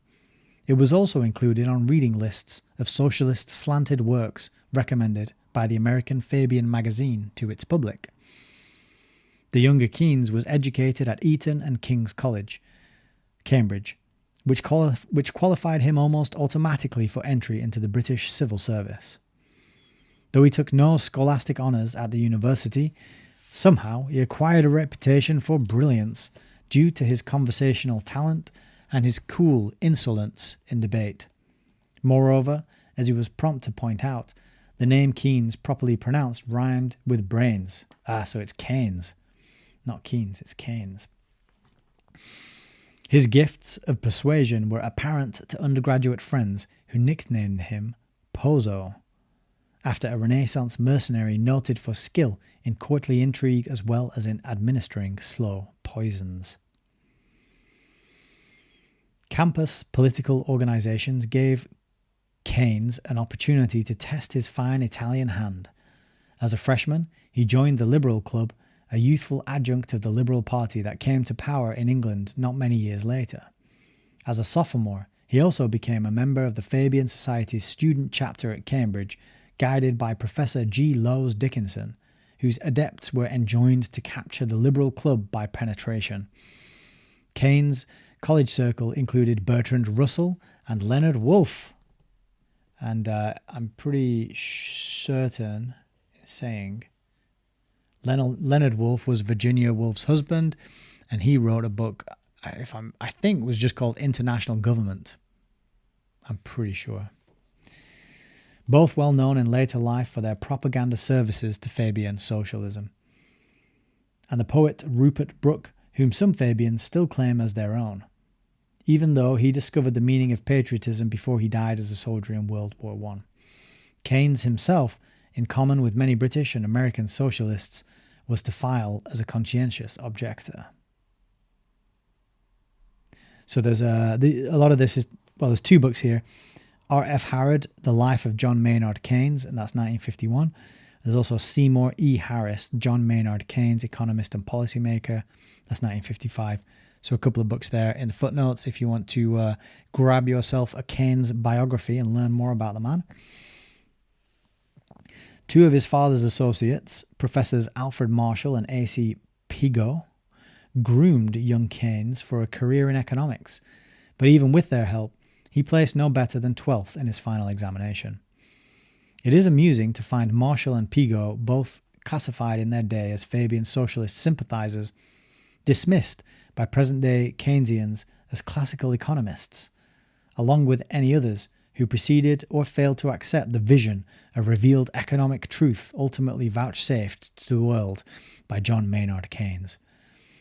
The sympathetic Professor Marshall rescued Keynes from a minor clerkship in the Colonial Office, bringing him back to lecture on economics at Cambridge University. Later, the joint patronage of Marshall, Pigot, and Sidney Webb, himself escaped from bondage in the Colonial Office to become the high priest of Fabian socialism, was responsible for making Keynes editor of the Economic Journal in 1911 and secretary of the Royal Economic Society in 1913. These posts established the young hopeful as a presumably serious economist and lent him the prestige so necessary to his future policy-making role. The Fabian Research Department, organized in 1912, was available to supply statistics and to prepare articles on request. After the outbreak of World War I, Keynes took refuge in the British Treasury Department, where he diverted himself in spare moments by working out a foolproof method of stock market speculation. All his life he enjoyed gambling. Bridge, poker, roulette, but like most people, he preferred a sure thing. When the war ended, he found an opportunity for putting his system of mental wagers into practice. Beginning in 1919 with a moderate stake of £4,000, less than $20,000, he parlayed it by 1937 into a neat fortune of £506,000, about $2.5 million. A goodly share of his winnings resulted from the lowered interest rates that he promoted so assiduously in official quarters, and that caused the list prices of certain common stocks to rise. Throughout the 30s, he also speculated profitably in foreign exchange and public utility stocks. So I'm recalling the section on the Wikipedia article. I'm recalling the Wikipedia article about Keynes, which really did like big him up and gave us this sort of mythical, almost hero-like status of this man who was just so intelligent, so good with money, so able to predict markets that he grew this vast fortune despite giving massive amounts away to charity because he was such a good man. And it built up this side of him as a really ethical, kind, generous man who even had problems short selling things when he knew there was going to be a dip in the market. I'm pretty sure it said that on Keynes's Wikipedia page. We're getting a very different side of the story right now, aren't we? John Maynard Keynes. I just want to check that up. See if my memory is correct or not. Because it ain't what it used to be. So, let's see. Said to be an atheist, editor of Economic Journal, military conscription. Oh, it's so massive, is this article. I'm not going to be able to find it, I don't think. Yeah, so there's... I'm pretty sure it's in here somewhere. It just said that he made a lot of money despite being investments. At Keynes' death, his net worth stood just short of £500,000. The sum had been amassed despite lavish support for various charities and philanthropies, and despite his ethical reluctance to sell on a failing market in cases where he saw such behaviour as likely to deepen a slump. Well, Rose L. Martin has got a very different account of the man, and she's referring books written about him. And so I think it would be good to grab a couple of those books. But unsurprising, really, that the godfather, the creator of this woefully inadequate economic system that we are in, that we are all suffering under, is actually a bit of a degenerate gambler. It's not too shocking, is it? All right, let's go back to Book Cow. Oop, here we go. Oh, hang on a sec. We got a bit of help here from CESP. Says, Claque, CLAQUE, a group of admirers, always ready to applaud the person they follow, especially in France, a group of paid applauders. So it's kind of like the word clique, isn't it? I suppose nowadays we would say clique with an I, but back then in the 60s, it looked like they said claque with an A. Claque. Frank Lennon says, yep, the House Constitution comment gets mentioned in Tragedy and Hope. Okay, so that aligns with Quigley. That's good. Frank says, Keynes, speculator and gambler? ? Gwen says, charlatan. CESP says, con man. It's definitely looking that way.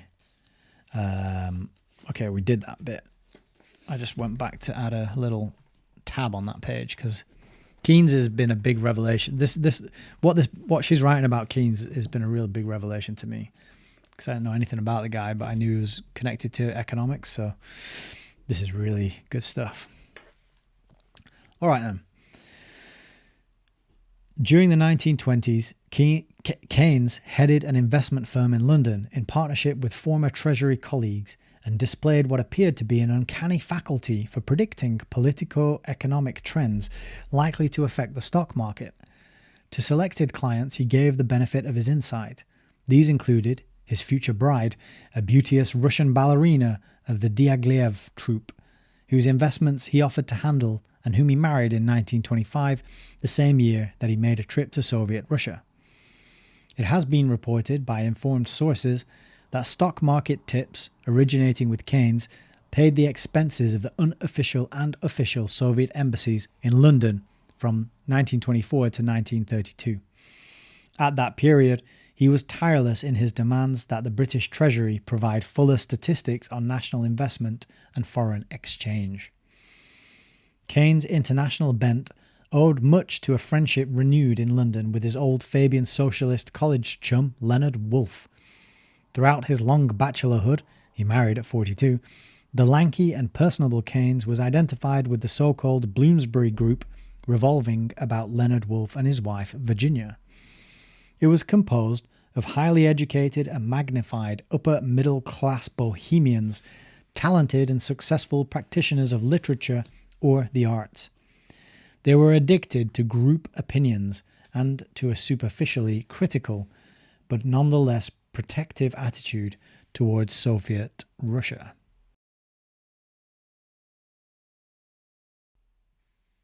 An apparent point of difference with Russian Marxism was their belief that collectivist-minded intellectuals, rather than what Keynes called the boorish proletariat, were destined to become the professional rulers of an ideal future world. Bertrand Russell once described the Bloomsbury Fabians as a passionate mutual admiration clique of the elite. Oh, she's used the word clique there instead of, and then she used the word claque earlier. So I guess they're both good, clique and claque. And there was no doubt they contributed greatly to the myth of Keynes' unique mental powers. It may be recalled that from 1915, Leonard Woolf was also the London Fabian Society's leading amateur of international affairs, the author of International Government, which supplied the first blueprint for the League of Nations, head of the New Fabian Research Bureau's International Committee, a founder and for 10 years chairman of the Fabian International Bureau. Yeah, so that's the book I mentioned, International Government. So that provided the first blueprint for the League of Nations. League of Nations was the forerunner to the UN. Woolf's views on world government and German reparations were faithfully reflected by John Maynard Keynes when the latter attended the Versailles Peace Conference as a member of the British Treasury delegation. There, as one of the younger dissidents, British and American, grouped around Colonel E.M. House, Keynes established long-lasting ties with Walter Lippmann and with Felix Frankfurter, who represented the Zionist cause at the peace conference. I think that's the first time it's mentioned Felix Frankfurter as a Zionist. Although Wikipedia does mention not Lippmann, Keynes was a Zionist. Returning from Paris, Keynes expressed their mutual dissatisfactions in his first book-length work, The Economic Consequences of the Peace. Lippmann and Frankfurter helped arrange for its publication in America, where it was touted and officially distributed by the League for Industrial Democracy, as it was by the Fabian Society in Great Britain and the colonies. Here, Keynes announced frankly that capitalism in Europe was doomed. Not directly active in politics, Keynes retained a nominal affiliation with the Labour Party and avoided declaring himself a socialist.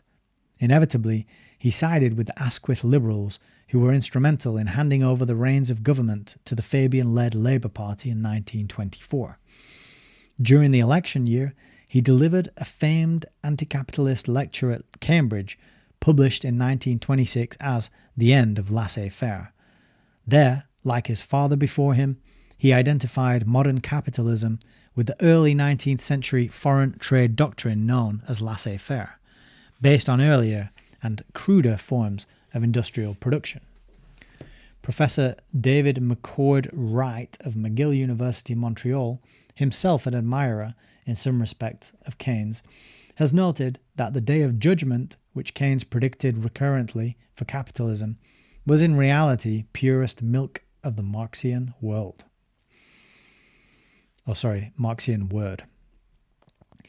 In 1923, Keynes bought a controlling interest in The Nation and Athenaeum, placed it under the editorship of the well-known Fabian socialist Kingsley Martin, and utilized it as a vehicle of personal opinion and aggrandizement for himself and his friends. His widely publicized attacks on the gold standard, appearing there and elsewhere, eventually persuaded the British people and certain Treasury officials as well that the use of gold as a basis for monetary value was the chief cause of unemployment in England and the only begetter of the Great Depression. When Keynes complained in 1932 that for 12 years he had exercised no influence whatever on British Treasury policy, there was more than a touch of poetic license in his lament. So Keynes, they're responsible for getting Britain off the gold standard, or at least partially responsible, for propagandizing people into thinking that was a good idea. In 1929, he was named by Philip Snowden, Fabian Socialist Chancellor of the Exchequer, to an official committee of inquiry into finance and industry. And from 1930, he served on the MacDonald government's Economic Advisory Council. The unprecedented attack and public humiliation to which he subjected Sir Montague Norman, Governor of the Bank of England, as a witness before the Macmillan Committee in 1931, set the stage for Great Britain's abandonment of the gold standard, so strongly advocated by Keynes. Excuse me, I just got hiccups. Let me just have a sip.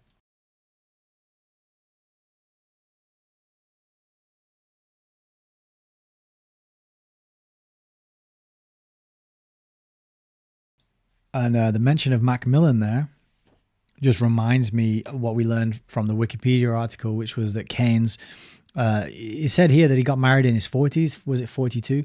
Prior to that point, he'd just been gay, or at least romantically interested in men, and suddenly switched over, or maybe he'd been bisexual the whole time, but all his relationships and romances up to that point had been with men.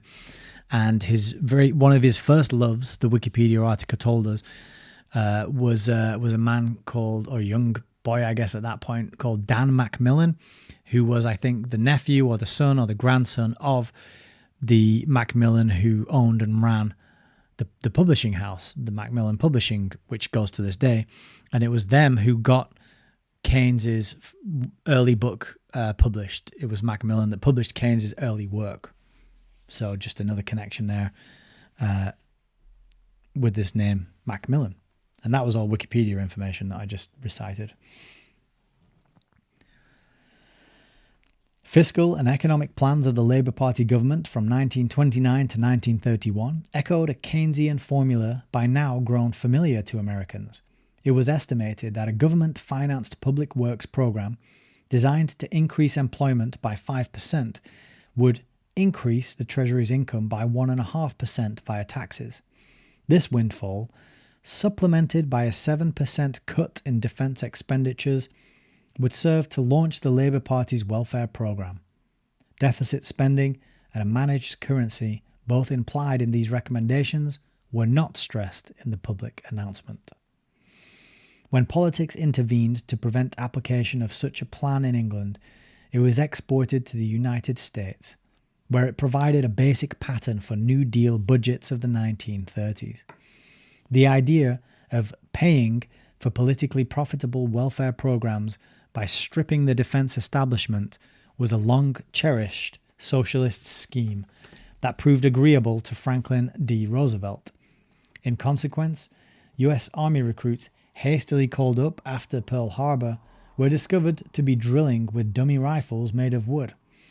Shelved for almost 25 years thereafter, the double-barreled Fabian socialist scheme to procure funds for the war against poverty by a gradual process of military disarmament was suddenly revived by the Johnson administration in 1964, as if it were a new invention.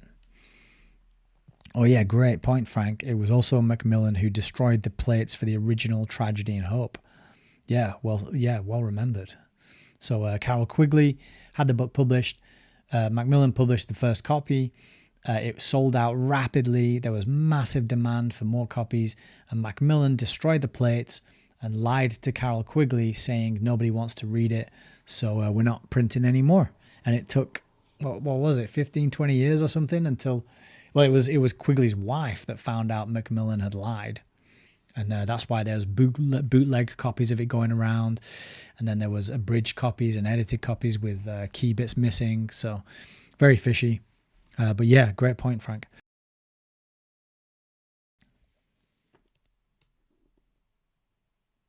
First public intimation that British Fabian socialists meant to foist their largely untried fiscal remedies upon the United States government came on December 31st, 1933. On that date, the New York Times printed an open letter from John Maynard Keynes to President Franklin D. Roosevelt, which filled the better part of a page in the Sunday paper. The advice it contained was at once so paradoxical and so remote from the preoccupations of the average citizen that relatively few readers took it seriously. Only a handful of New Deal insiders long allied with the London Fabian Society and its American offshoots realized that Keynes's open letter laid down guidelines for financial policy which the keepers of the United States Treasury would observe for years to come. In October, the Roosevelt administration, following the Keynes-inspired example of the British government, had abandoned the gold standard and adopted the device of a managed currency, so in other words, fiat currency. To avoid serious fluctuations in the value of the dollar, Keynes now advised the United States Treasury to go into the business of buying and selling bullion. He also stated flatly that a permanent program of government investment in public works should be contemplated to supplement the inadequacies of private investment in creating employment. As aids to economic recovery, he recommended higher wages and higher prices, the latter to be achieved through a policy of cheap money and lower interest rates, touched off by lowered interest rates on government loans. Above all, Keynes warned the president against, quote, that crude economic fallacy known as the quantity theory of money. This was not a delicate way of suggesting that a government's spending need not be limited to the amount of its income, actual or anticipated.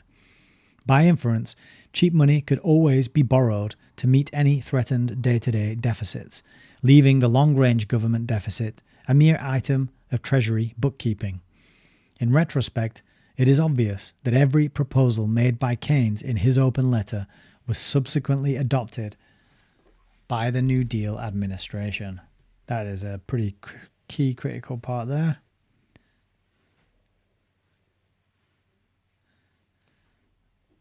Want to know why the New Deal ended up being the way it was?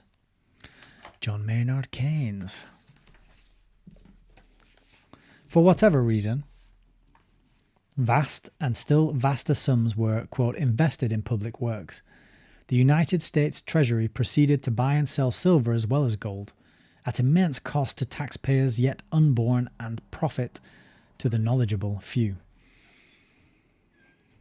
Through increased gold and silver purchases from Mexico in 1938, the New Deal administration compensated the Mexican government almost to the penny for loss of oil royalties incurred as a result of the latter's expropriation of American and British-owned oil leases and related properties, a maneuver attributed to Keynes' great friend Harry Dexter White, then Assistant Secretary of the U.S. Treasury.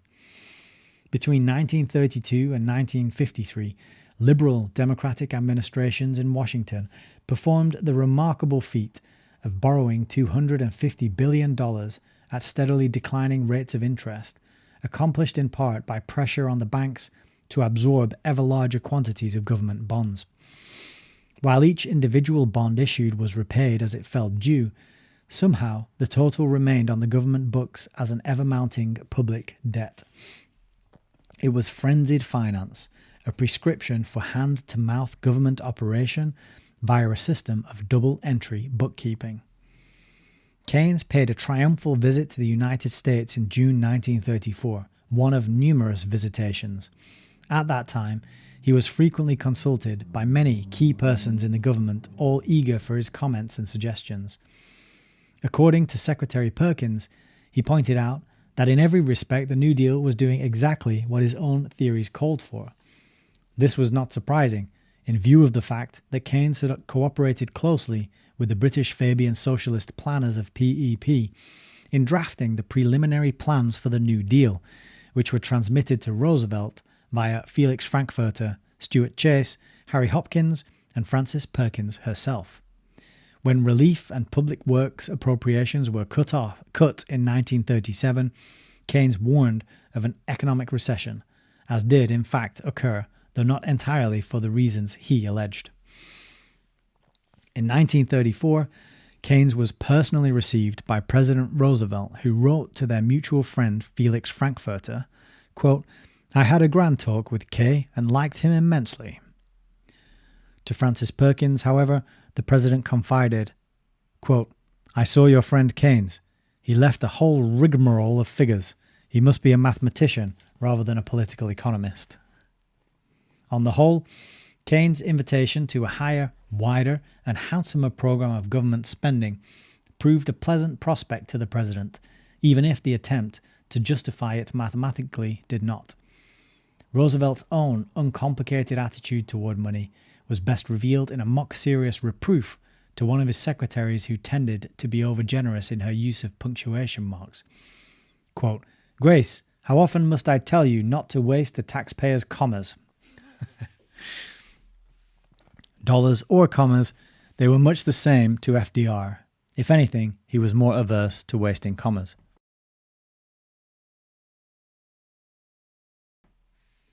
Following his interview at the White House, Keynes took the precaution of stopping in to see Secretary Perkins at the Department of Labor.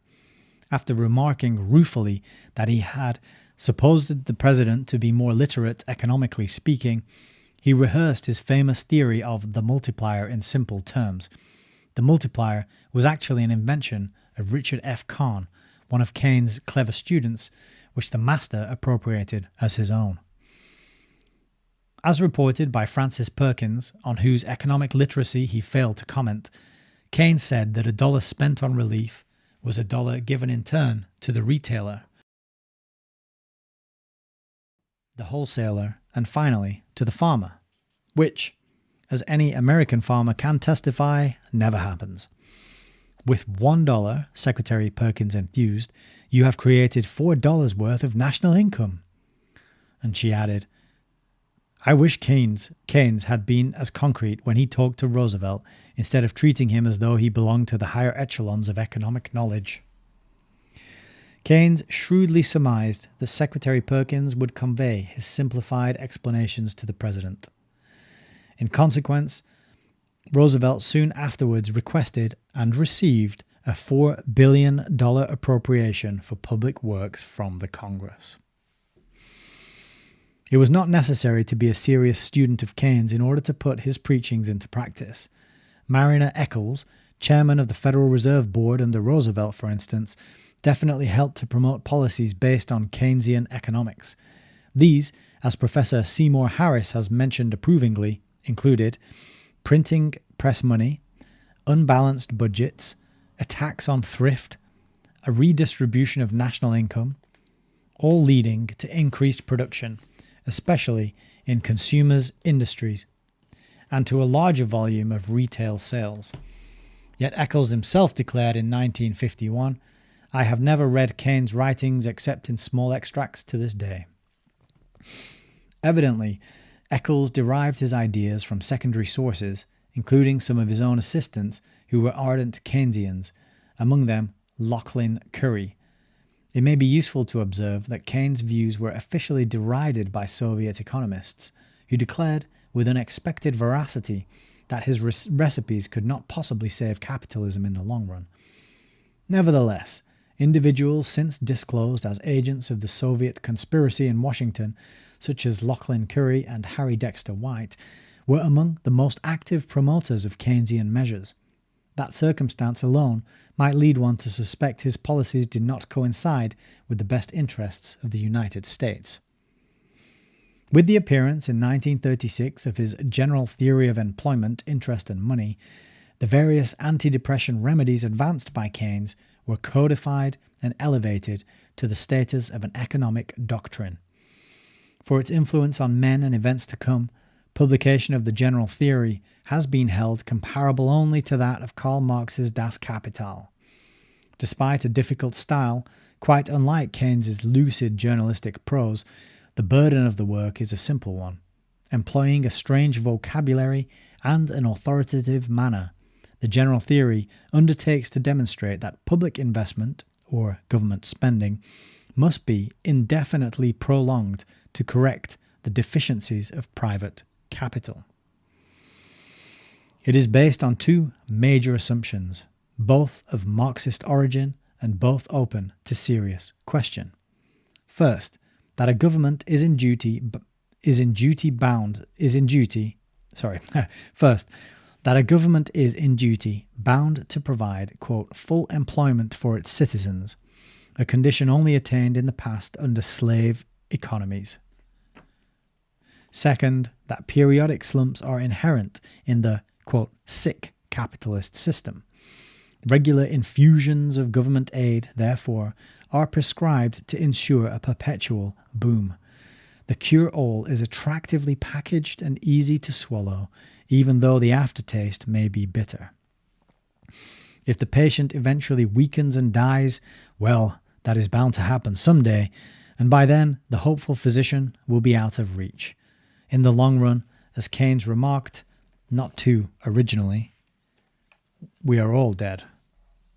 I just want to mark up those two very important paragraphs. So the two assumptions baked into Keynes' economic theories are Marxist in nature. So that's also quite telling, a very important point. I've gone a bit tab crazy with this this section of the book, but oh well. For devotees of pure English or uncluttered logic, reading Keynes' general theory is a painful experience.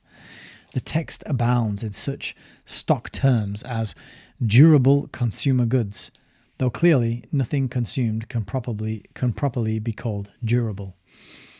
The word which Keynes used most assiduously, however, and to which he attached the most variable meanings, is a word reminiscent of the stock market speculation, namely, marginal.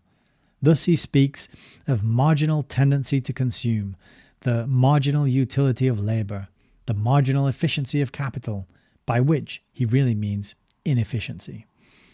All of these singular factors are measured percentage-wise, and their effect on the national economy is computed. Liquidity preference is the horrid phrase used by Keynes to describe the normal human impulse to keep some ready cash on hand instead of spending or investing it at once. This, says Keynes, should be discouraged because it takes money out of circulation. Saving is equated with hoarding, like the gold in the French peasant's sock, even though modern savings banks often play a very useful role in private investment. In that Keynesian wonderland of topsy-turvy verbiage and distorted logic, one notes a gradual but implacable trend towards shutting off all the sources which are the lifeblood of private investment, including a campaign to dishearten the long-term investor by ever lower interest rates. Thus, in an artificially stimulated economy, which Keynes visualizes as constantly expanding, the role of private capital must inevitably shrink in proportion to the always more dominant public or government sector until initiative fails at last and free enterprise gives up the ghost without a struggle. I just can't believe how well this describes where we're at. Though Keynes is usually regarded quite correctly as the father of deficit spending, the implications of his general theory are more far-reaching than the average American who is not economically literate might suppose. Public investment, so called because it allegedly reaps dividends in the shape of larger tax returns, even if the original capital outlay is never recovered, involves a great deal more than the mere act of spending. It means planning of the nation's economic life by invisible government planners. It means political supervision of private industry to measure its social utility and efficiency in providing jobs. It means a manipulated currency to make certain that real wages do not rise too rapidly and that the only benefit of last week's wage rise will be a bigger tax deduction. In other words, it means big and bigger government. And there it is. There it is in a nutshell. That's that paragraph. Going on to this next page. That's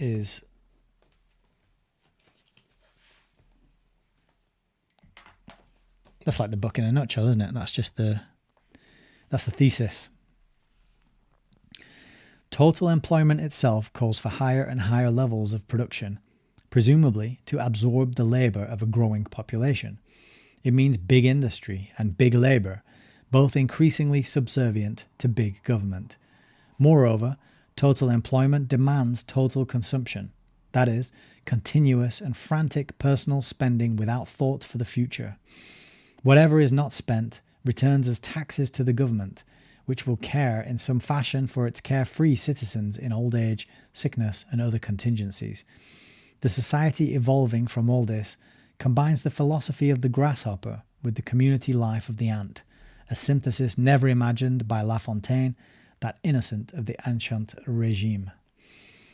The revolutionary nature of Keynes' New Economics was, of course, unnoticed by and unknown to the great American public.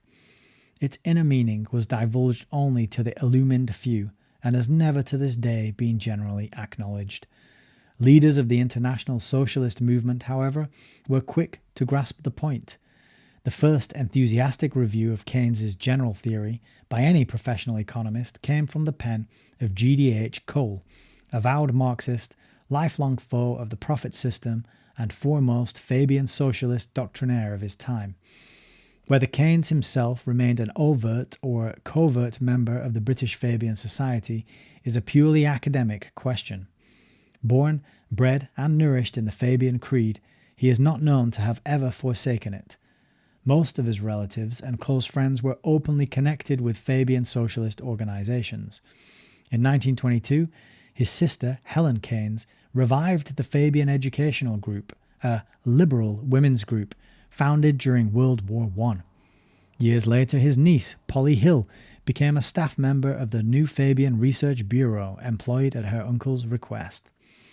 Although Keynes declined to join the New Fabian Research Bureau except as an associate member, his refusal caused no rancor, and his views on economics were reflected in a majority of the 42, quote, solid research pamphlets published by the Bureau between 1933 and 1938. It was understood that his gesture had been prompted by a desire to avoid compromising his policy-making role as financial advisor to liberal statesmen abroad and coalition governments at home. For years, he continued to draw overflow crowds at lectures sponsored by the London Fabian Society. If he was not formally a member of the society, he was still its most conspicuous ornament and most effective secret weapon. To disarm non-socialist critics and to convey his true purpose to a socialist elite, the author of the general theory described himself blandly as an economic nationalist. Though the term mystified many, others recognized it as a reference to the nationalism of Edward Bellamy, early prophet of the cooperative Commonwealth, whose novel, Looking Backward, Keynes had read as a boy in Cambridge, England. Memories of the Bellamy nationalist clubs, America's first Fabian socialist-inspired political movement, still survived in Cambridge, Massachusetts, where Keynes' influence was to become a potent latter-day force. Elsewhere, he stated delicately, quote, "The republic of my imagination lies on the extreme left of celestial space." Keynes' views on the nationalization of basic industries were more candidly disclosed in a private letter of February 1st, 1938, to President Franklin Delano Roosevelt. There he wrote, quote, "If I was in your place, I should buy out the utilities at a fair price in every district where the situation was ripe for doing so, and announce that the ultimate ideal was to make this policy nationwide. But elsewhere I would make peace on liberal terms, guaranteeing fair earnings for new investment and a fair basis of valuation in the event of the public taking them over hereafter." That there should be no misunderstanding, he added, quote, "I accept the view that durable investment must come increasingly under state direction." The system promulgated by Keynes, as even his most loyal disciples admit, was in reality no system at all. It was a rationale and a tool for achieving total political control at a gradually increased tempo over the economic life of a nation. Wow, that's a hell of a quote. The system promulgated by Keynes was a rationale and a tool for achieving total political control at a gradually increased tempo over the economic life of a nation.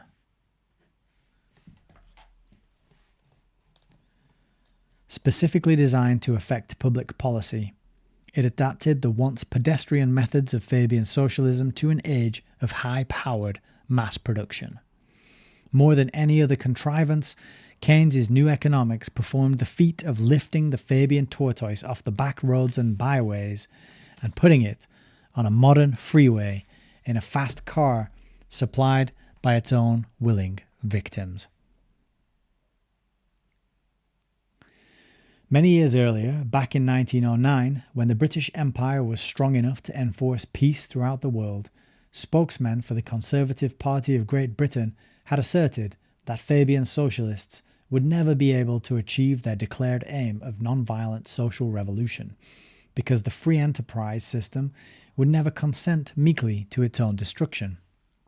To that taunt, John Maynard Keynes, who became Lord Keynes of Tilton, supplied a delayed but deadly answer. he furnished a formula for the peaceful transition to socialism and helped mightily to induce the United States, greatest industrial nation on earth, to adopt it as an official policy.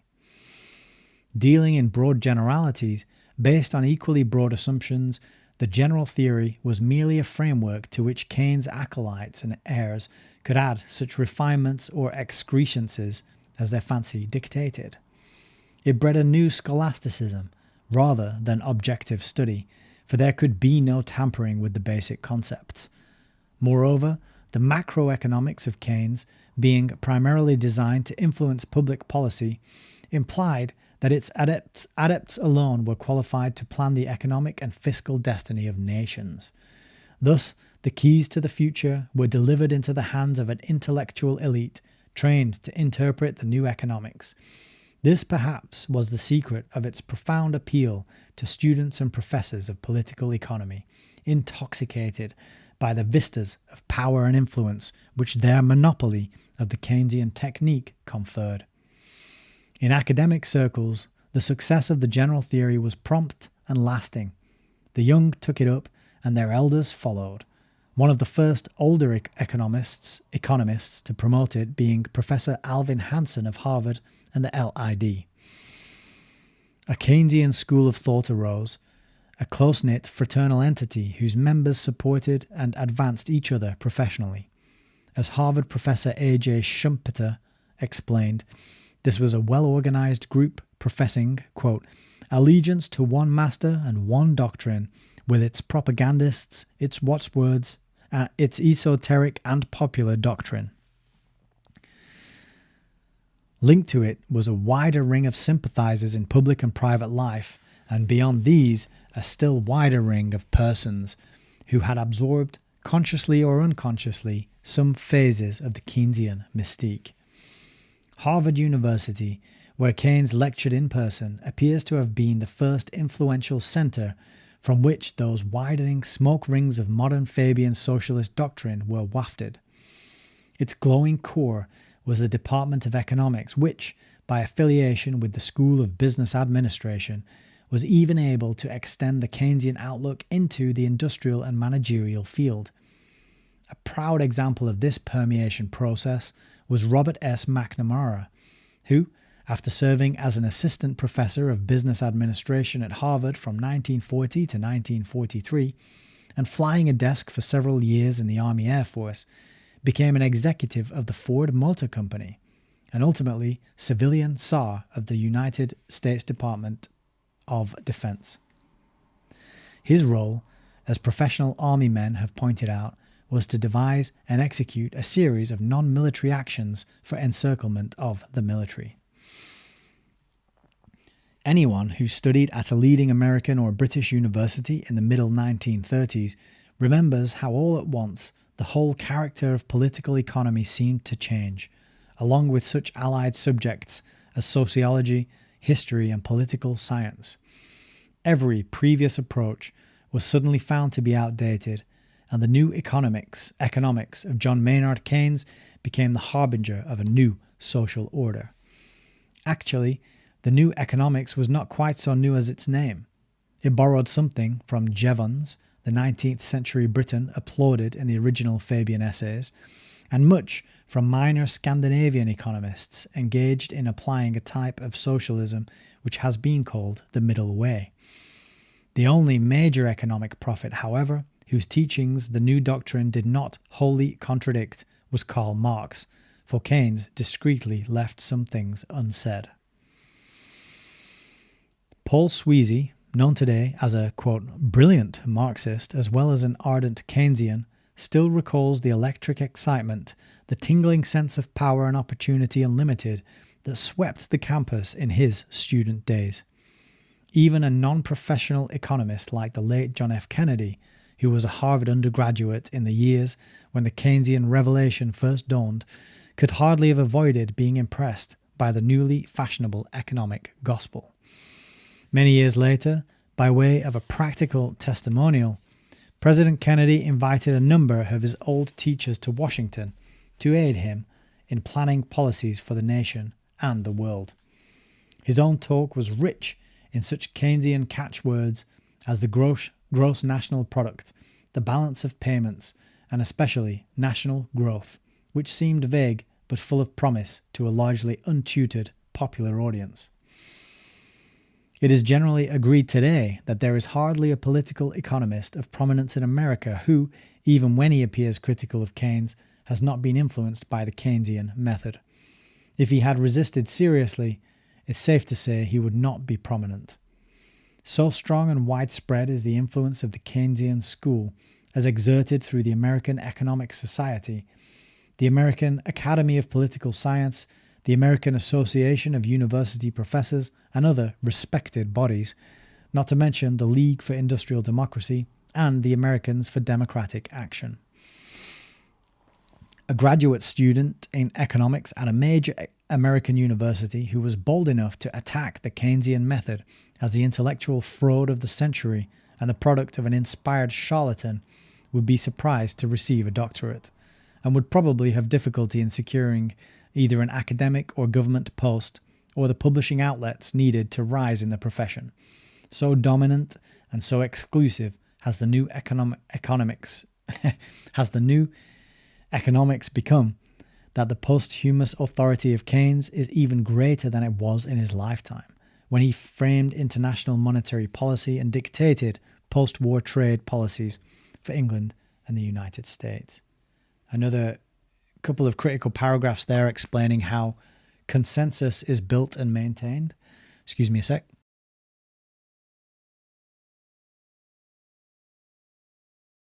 You just make certain things so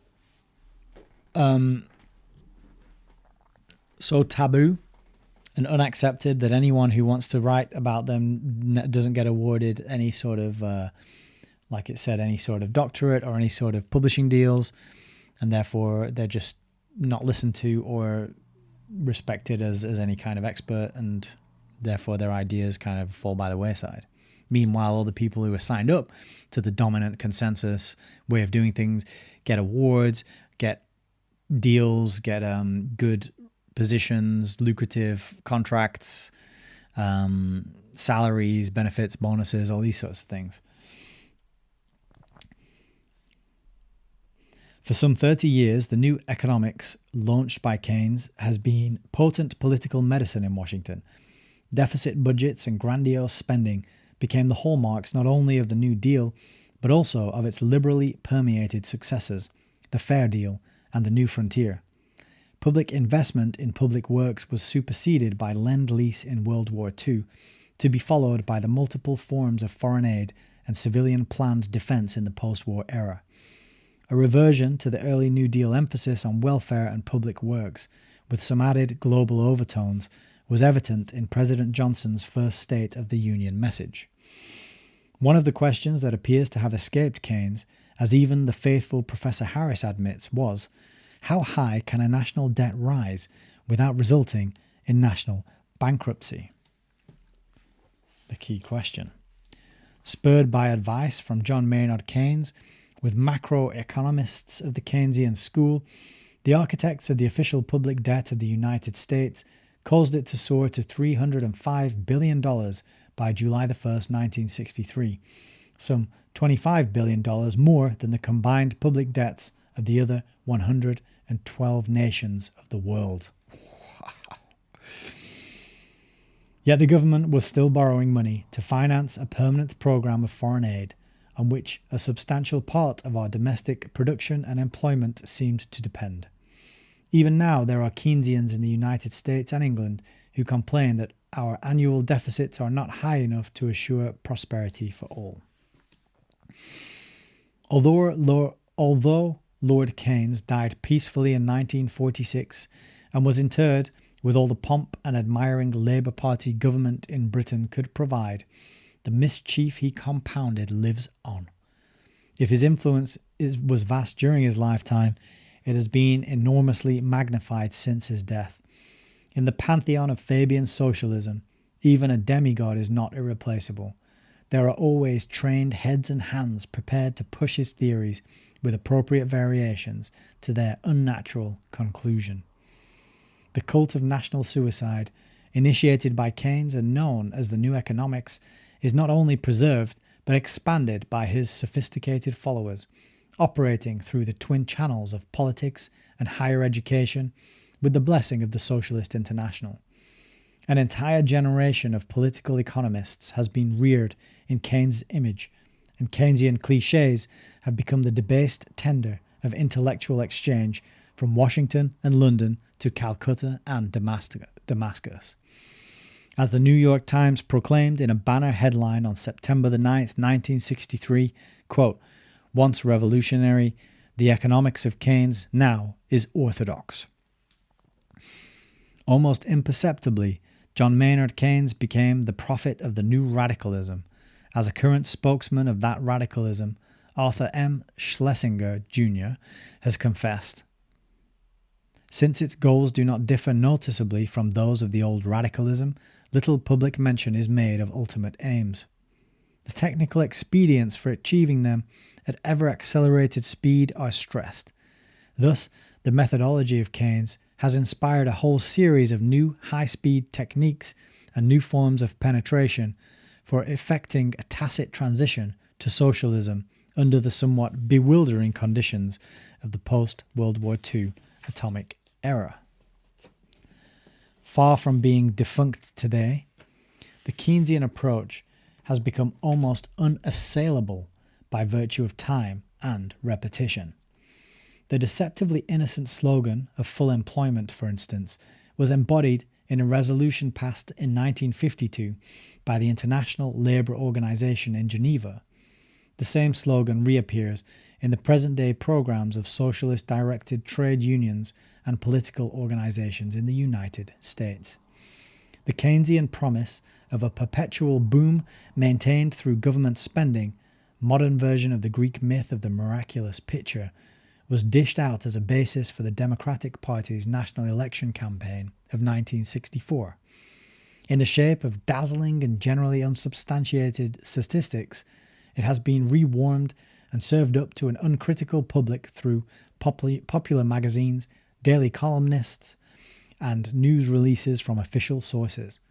All presage, often without realizing it, a transition to that socialist way of life which the London Sunday Times once defined as, quote, "competition without prizes, boredom without hope, war without victory, and statistics without end." The time-honored Fabian socialist tenet, reaffirmed by Keynes, of indirect rule by an academic elite, was echoed as recently as 1963 in the Godkin lectures delivered at Harvard by Clark Kerr, president of the University of California. The role of the professor in government, he noted, is no longer confined to Washington, but extends more and more into the fields of state and local administration as well. With the proliferation of the federal grant universities, that role seems destined to increase still further. Today, as never before, the campus is being drawn to the City Hall and the state capitol. As Dr. Kerr explained it, the politicians need new ideas to meet new problems, and the agencies need expert advice to handle the old problems. The professor, he asserted, can supply both. By way of authority, he quoted the concluding sentences of Keynes' general theory, quote, "The ideas of economists and political philosophers, both when they are right and when they are wrong, are more powerful than is commonly understood. Indeed, the world is ruled by little else. I am sure that the power of vested interests is vastly exaggerated compared with the gradual encroachment of ideas, as for example, the ideas of Keynes." Wow, that was a good one. So, secret weaponry. The university professors and the academic class are the secret weaponry. And finally, we got a lot of detail about Keynes because his name has been mentioned a few times, and I picked up on that, and we did the little intro on one of the videos looking at his Wikipedia page, but we got a lot more about Keynes just there, and oh boy, that might be my favorite chapter so far. That is the real critical core meat of the book right there, because it's the economic system that we're all enslaved by.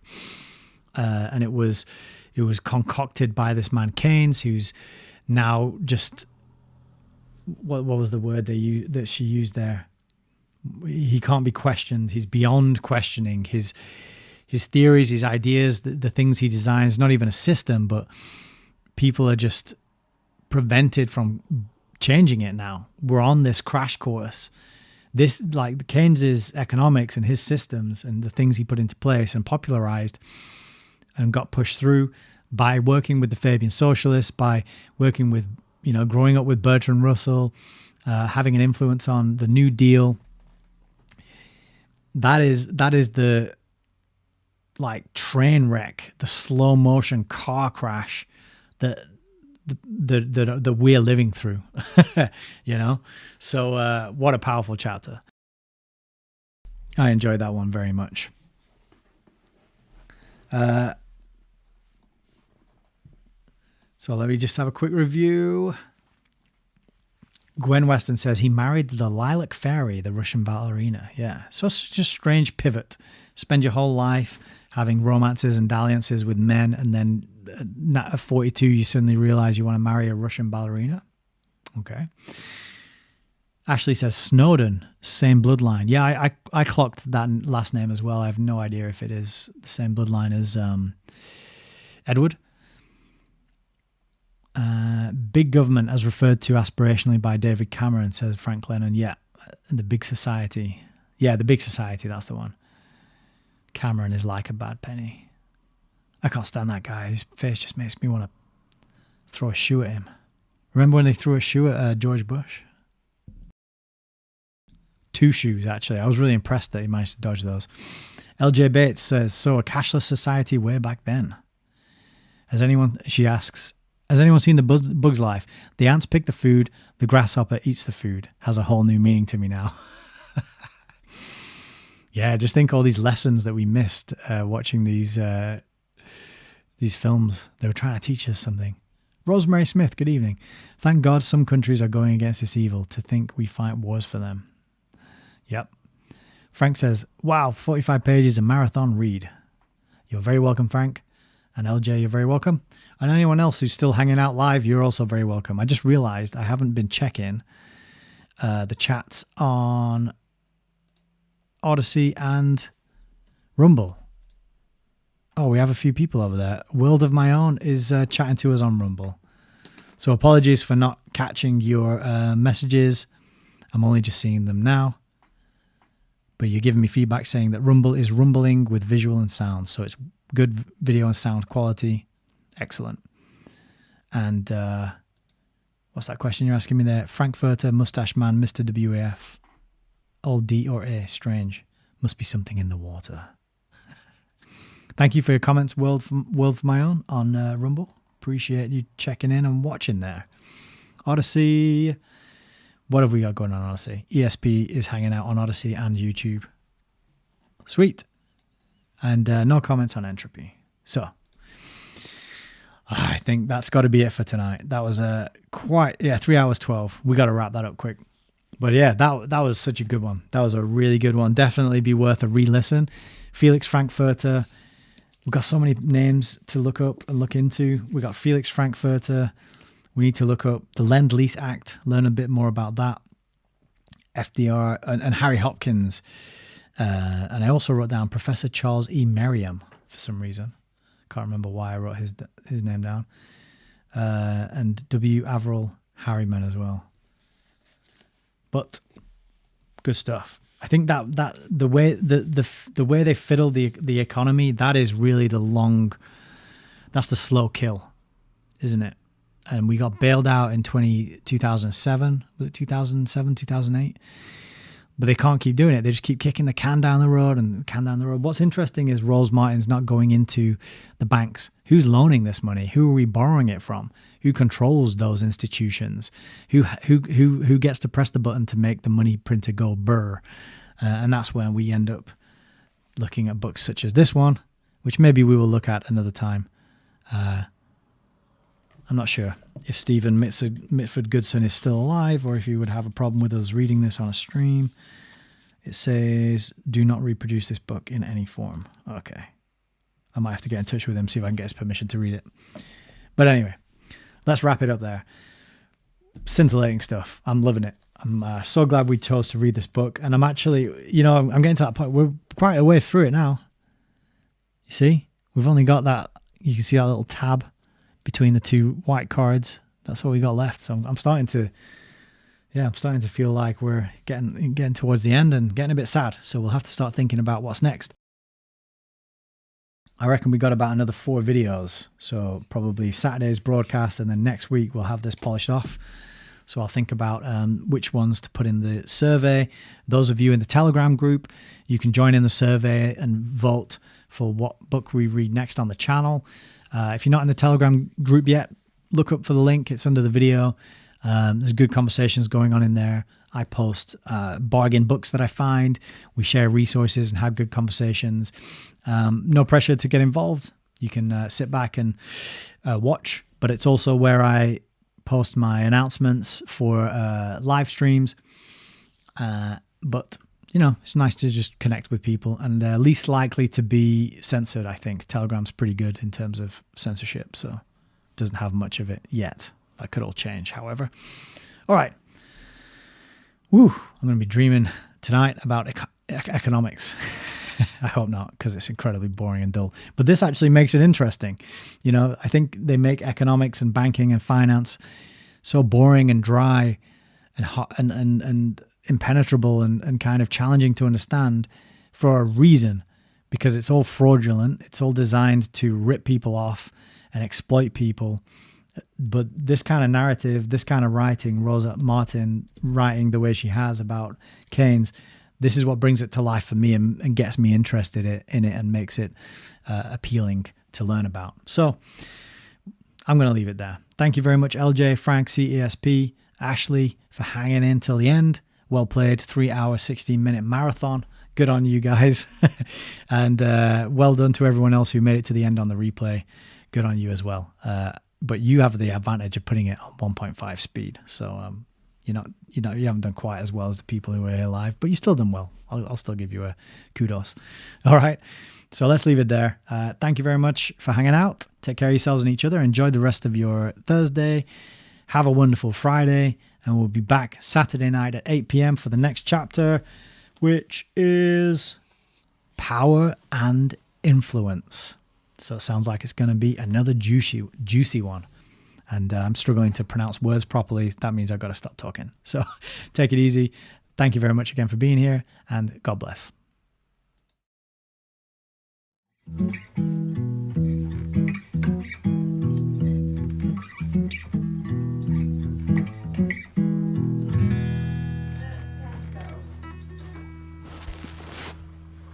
Paying about your pay.